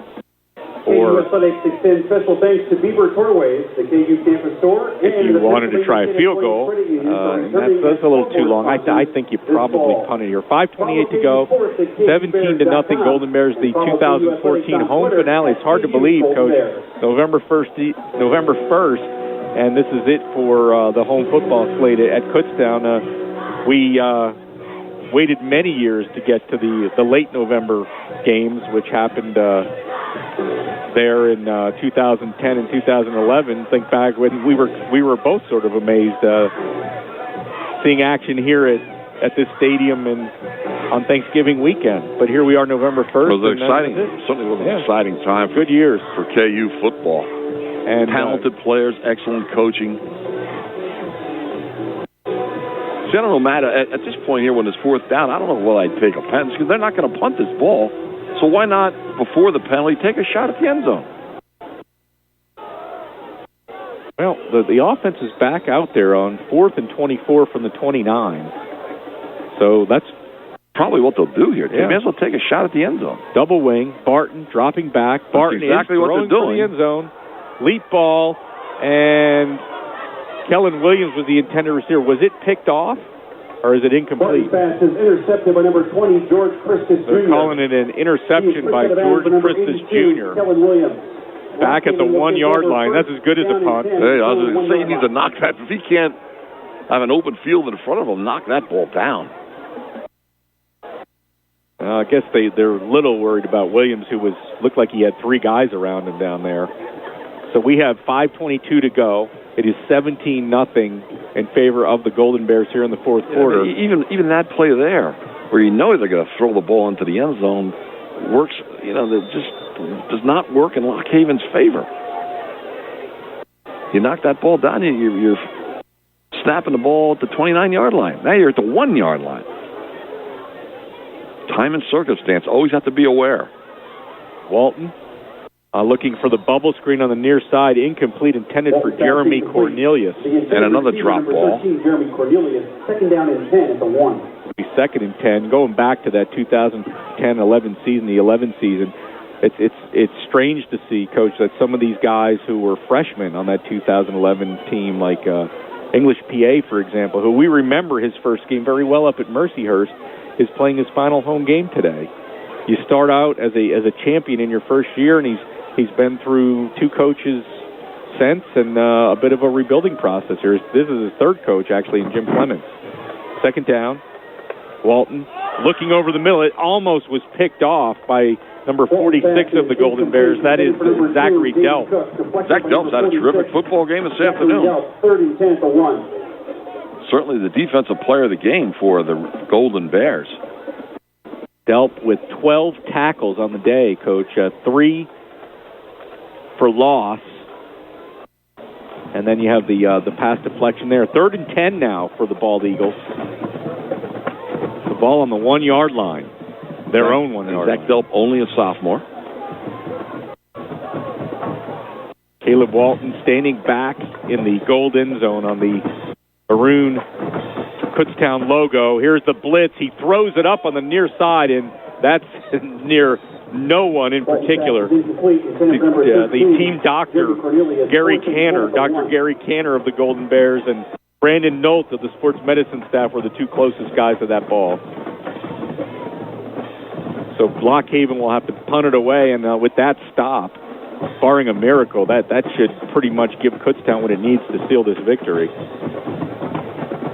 Number 39, Blake Sambo. And I'll tell you what, I mean, if this was me here, I'd send them all in. I'd try to block this ball. One thing you could say about Lock Haven is the Bald Eagles have been very pesky today, Coach. Yeah. That's kind of how I would describe They've made the game look jagged. They really have. Here's a nice punt that sends Cody Reed all the way back. He catches it over his shoulder back at the Kutztown 45. 5:02 to go in the fourth quarter. 17-0 Golden Bears. Coach Jim Clements now with a win. The Golden Bears would improve to 5-4. So basically, if they can hold on here and win, you're looking at going 1-1 over the next 2 weeks to secure a winning campaign in Coach Clements' first year. And you got to think that has to mean a lot for him for his recruiting. Yeah. Just announced here that Brett Fox has caught his 100th career catch as a Golden Bear. Another senior today. Another guy that's had a real, very, very good career here at Kutztown. 1st and 10 from the 45, and there's Josh Luckenbaugh in a quarterback, and he is passing. And he completes it down to the 49-yard line of Lock Haven. They got the backups in there now to the Golden Bears. Tyler Wise. 6 yards on the play. 2nd and 4 for Kutztown at the Lock Haven 49. It's funny, they have Josh Luckenbaugh in the program listed as a redshirt junior. which means he would have another year. But they also have him listed as one of the seniors. So he's probably going to graduate and doesn't want to use his last year of eligibility. Very possible. So he is getting some action. Here's a handoff. Number 43, Terry Williams, who takes it down close to the first down at the 45. Now, Luckenbaugh came in last year in relief of Alec Warner and led the Golden Bears to some wins down the stretch last year. One would have thought he would have had a good shot at starting the game, starting this year for the Golden Bears, but it was Chad Barton who won the job, and he's done a decent job. I'm sure that Luckenbaugh, when his preseason camp opened up, that he was, the front runner. But with the new coaching staff, you got a fresh pairs of eyes looking at the competitors for the spots, and Chad Barton won out. Chad Barton, also a redshirt junior. Here is a handoff. Into the pile goes, it looks to be Terry Williams again. Number 43. Now a flag flies. Three Lock Haven defenders drove Terry Williams back about 20 yards when the whistle had blown multiple times. So the referee finally threw his flag.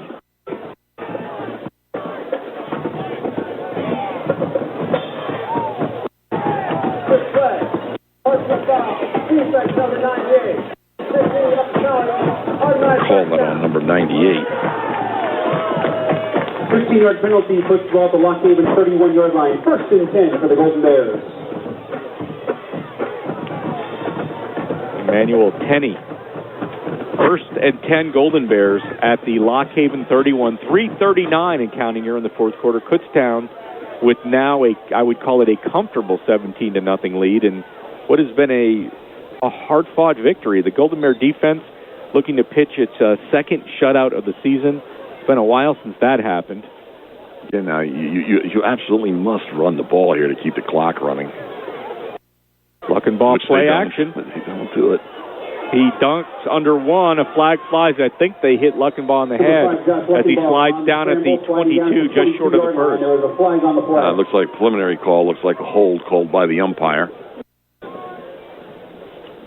Holding. Offense number 76. 10-yard penalty. First down. Ben Krieger again on the hold this afternoon. I thought they were going to get him on a slap to the head there, Coach. 41-yard line. I just think that slap to the head had more to do with Luckenbaugh kind of ducking out of there than the action of the defender. Coach, it just has not been a crisp football game this afternoon. Here we go. 1st and 20 from the Lock Haven 41. 3:06 now and counting. Trips to the near side. And Williams on the handoff. He jukes his way down over the 40 to the 39. The last time the Golden Bears had two shutouts in a season, Coach, the 2011 championship season, defeating Cheney 49-0, Westchester in the snow 24-0. Great football game. Now there was a good football game. Absolutely. So Kutztown trying to pitch it. That's one of my most memorable moments from working at this university for a long time.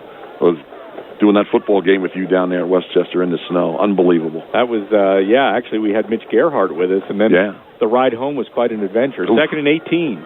Snow in October that year. Luckenbaugh being pressured. He is sacked back at the 47-yard line. That'll be a loss of about 8 yards. Yeah, I forgot. That football game wasn't even in the month of November. No, it was not. Loss of 7 yards on the play, back to the 46-yard Actually, Thanksgiving line. Weekend, when Kutztown played up at New Haven in the second round of the NCAA playoffs, it was practically balmy up in New Haven on Thanksgiving weekend. So I guess early snow means a mild winter, Coach. But that was a bizarre type day. 3rd and 25. The ball on the 46-yard line, 1:43 and counting. 6 on the play clock. Double wing. Luckenbaugh out of the shotgun. He's rolling. He's looking. He fires. And it is incomplete, intended for Kelly, knocked away by number 26 of the Bald Eagles, Kedar Hunter. And Kutztown will punt it away. Kutztown, the Lock Haven 46. Number 24, Andrew Deutsch, in punt formation for the Golden Bears. Set to receive for Lock Haven, number 81, Sean Price Just Jr. a reminder, fans, the Golden Bears hit the road the next 2 weeks. You can follow all the action right here on KUR. will be on the air at 11:50 each of the next 2 weeks, and as Kutztown needs one victory in the next 2 games to secure a winning season. Nice punt by Deutsch. Fair catch is called for, but it is going to fall to the turf, and Kutztown is going to down it at the 8-yard line. 1st and 10, Bald Eagles with 1:20 to go. Is down at the 8-yard line. 38-yard kick, 1st and 10 for the Bald Eagles.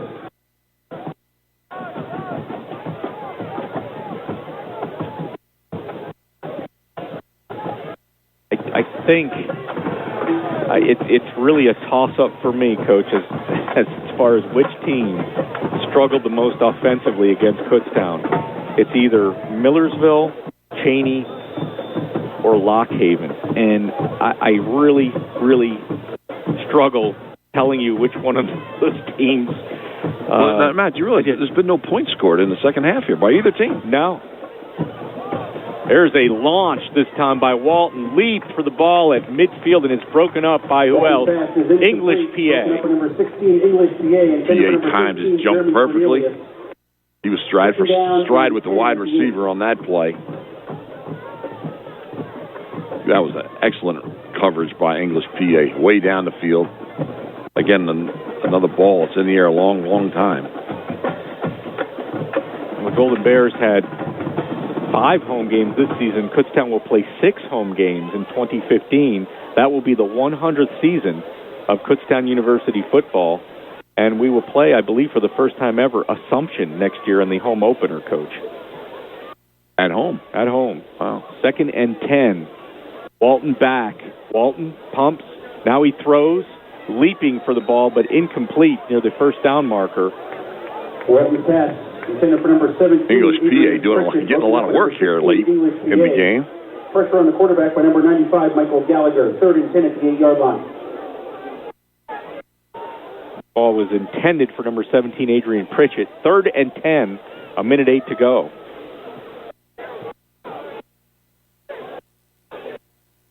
The ball on the 8-yard line. Yeah, it's been weird too, as well as the defenses have played, Coach. Very few turnovers.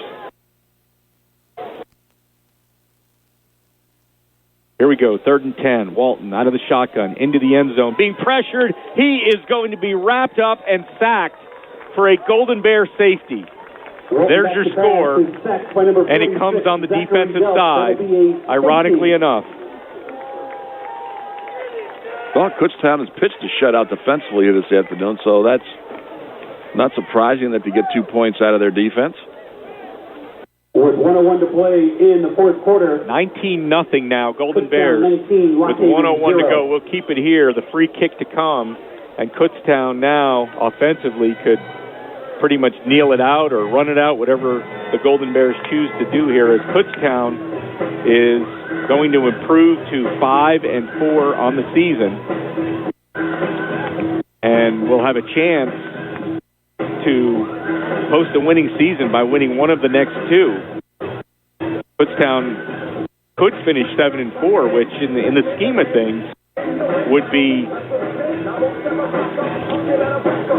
a really good record.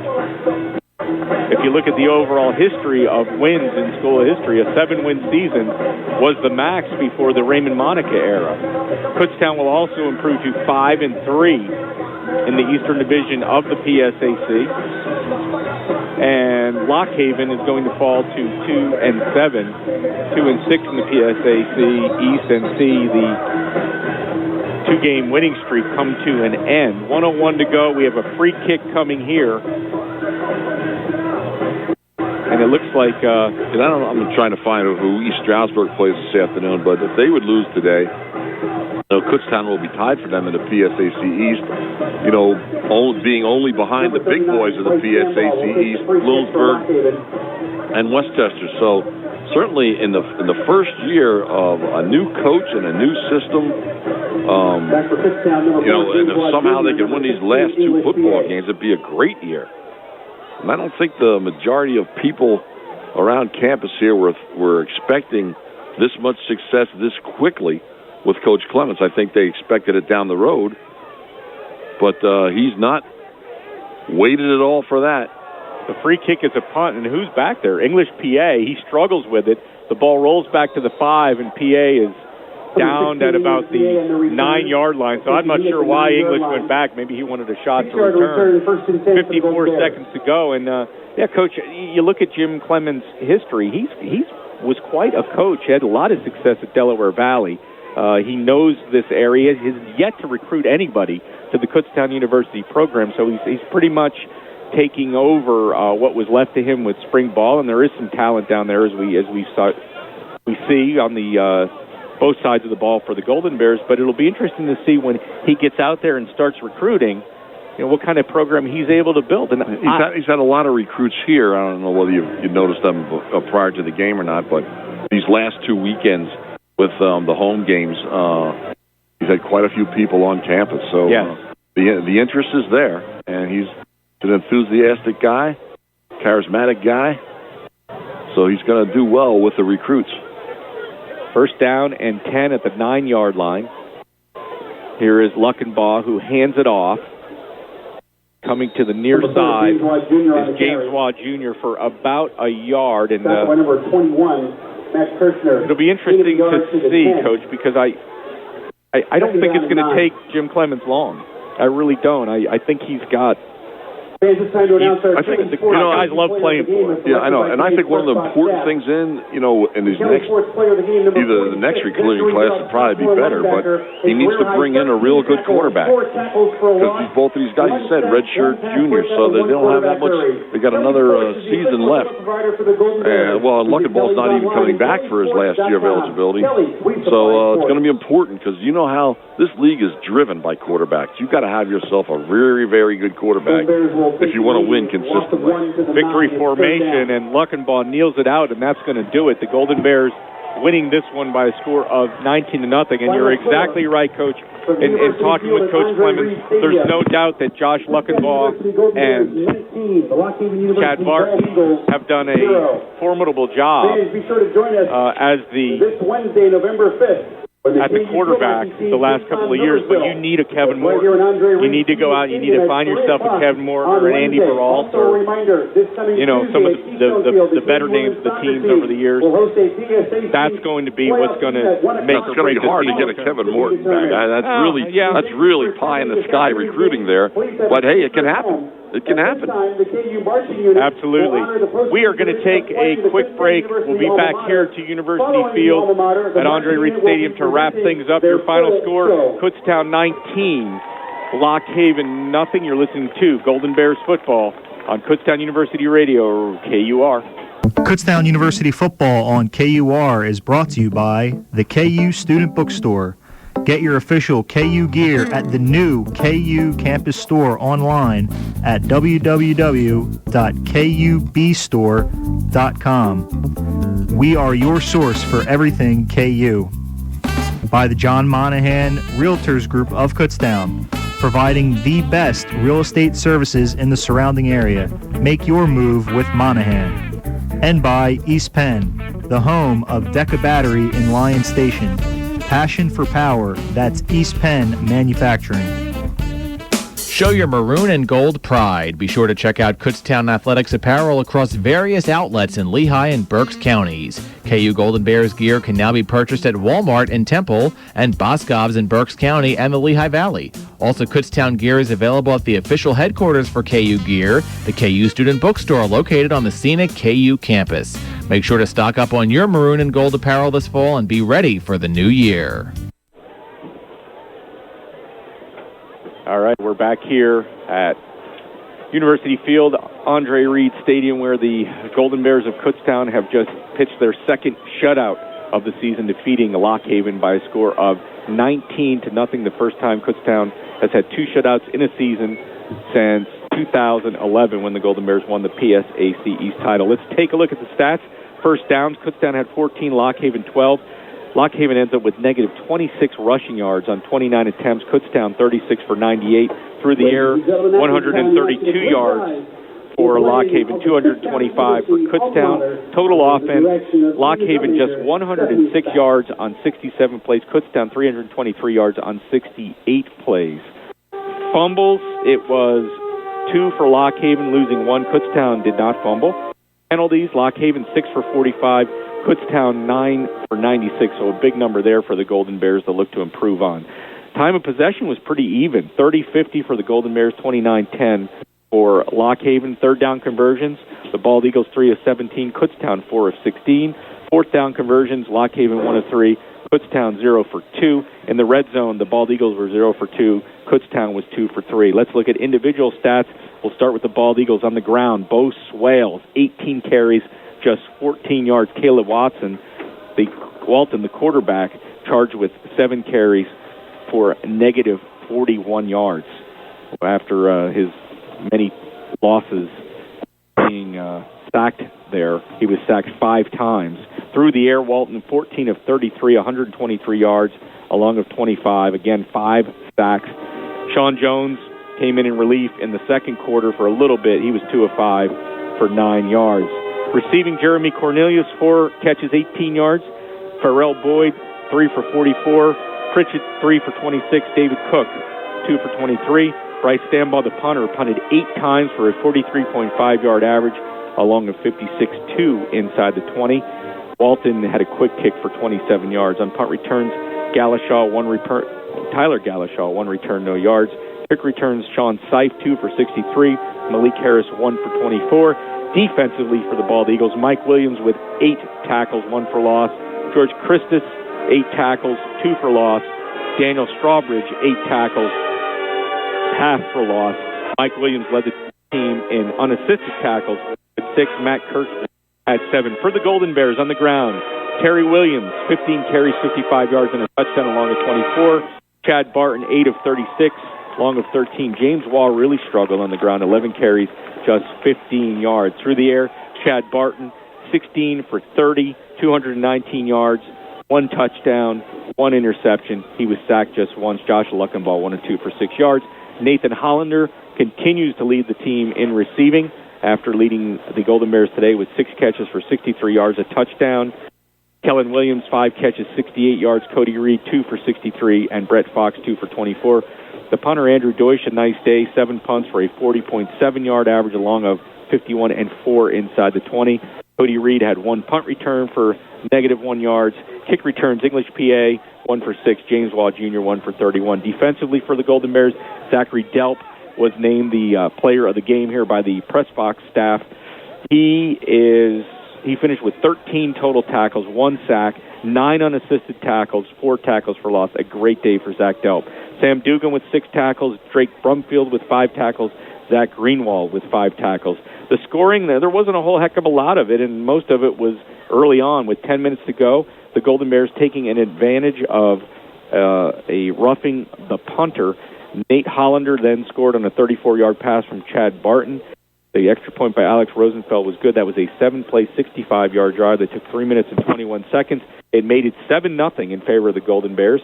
Then Kutztown taking advantage of a muffed punt as Terry Williams scored on a 16-yard run on 1 play. Alex Rosenfeld added the extra point. It was 14-0 Golden Bears.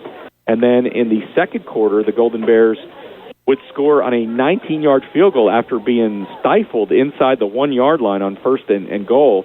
A 14-play, 88-yard drive took 6 minutes and 43 seconds. It made it 17-0. And then the fourth quarter, at the very end, 1:01 to go, Zachary Delp add a safety to Zach Delp's total. He sacked Caleb Walton in the end zone. That made it 19-0. The Golden Bears, as I mentioned, improved to 5-4, 5-3 in the East. Kutztown needs 1 win to secure a winning season. Lock Haven falls to 2-7 and 2-6 in the PSAC East. And Coach, as I look through those stats, as I review that game, very, very interesting. 2 big mistakes in that first half by Lock Haven. The penalty, and it was both by special teams. You take those 2 away. As you said, if that first half is like the could very easily be 5-0 final. It could be. Very easy. But we, there were some times during the game where Lock Haven had some opportunities. You make one more football play out of a drive, and then you have an opportunity to put points on the board. And Lock Haven just never took that little step into generating any offense. Their offense was really, really unproductive here this afternoon, and you have to give part of that credit, I'm sure, to the Kutztown defense. The defense is certainly the area where I'm sure the Kutztown coaching staff is most happy with, because they didn't really generate the kind of offense you're coming from last week. You said a 500-yard exhibition of offense now to today, where you take away a couple of bad penalties that you may only have 5 points on the scoreboard. So that's the difference between having a very, very, very successful football team and one that's just middle of the pack, which is where Kutztown is right now with their 5-4 overall record. Yeah, and you don't know too if Lockhaven doesn't make those mistakes in the first half. Maybe they're kicking field goals when they're down in Kutztown territory there in the second half. So they passed on a few chances where they at least one was a makeable field goal. So who really knows? But the bottom line is win pretty, win ugly. It's a win for the Golden Bears. Kutztown, of course, the penalties have to be a concern. Getting that running game going again have to be a concern, because next week you're out at Shippensburg, and Shippensburg is going to show up next week. And you and I have done enough games at Shippensburg where we've gone in there with good teams and just got shellacked. That's right. So it's a difficult place to play. They're going to be ready to play, and they as a team want to prove that they're not just a middle echelon team in the PSAC East. They want to be up with the big boys too. So there's a lot of, even though for a game it's not, certainly it doesn't have any championship implications, it does have some implications for the future of where your program is going. Absolutely, Coach, and it was great having you back here. Thank you for inviting me. I really appreciate it. Yeah, it was great having you back in the color seat, and we'll look forward to having you back for the 100th season of Golden Bear football next year. When we have 6 games here at University Field, 5 on the road. We still have 2 more to go this year, folks, and they will both be right here on KUR. Our airtime each of the next 2 Saturdays. Next week at Shippensburg that's November 8th. That's an 11:50 airtime, and then on November 15th at Clarion, also an 11:50 airtime. All the action right here. I'll be here along with Kutztown University Director of Athletics Greg Bamberger. So, for Pat Dietrich back in the studio, for my partner today, the coach Steve Hahn, I'm Matt Santos. Your final from University Field at Andre Reed Stadium. The Golden Bears of Kutztown 19, the Bald Eagles of Lockhaven nothing. You've been listening to Golden Bear football on Kutztown University Radio. KUR, good night, everyone. Don't forget, turn your clocks back tonight. We'll talk to you next week. Thank you for listening to this presentation of Kutztown University Golden Bear football on the radio voice of Kutztown University, KUR.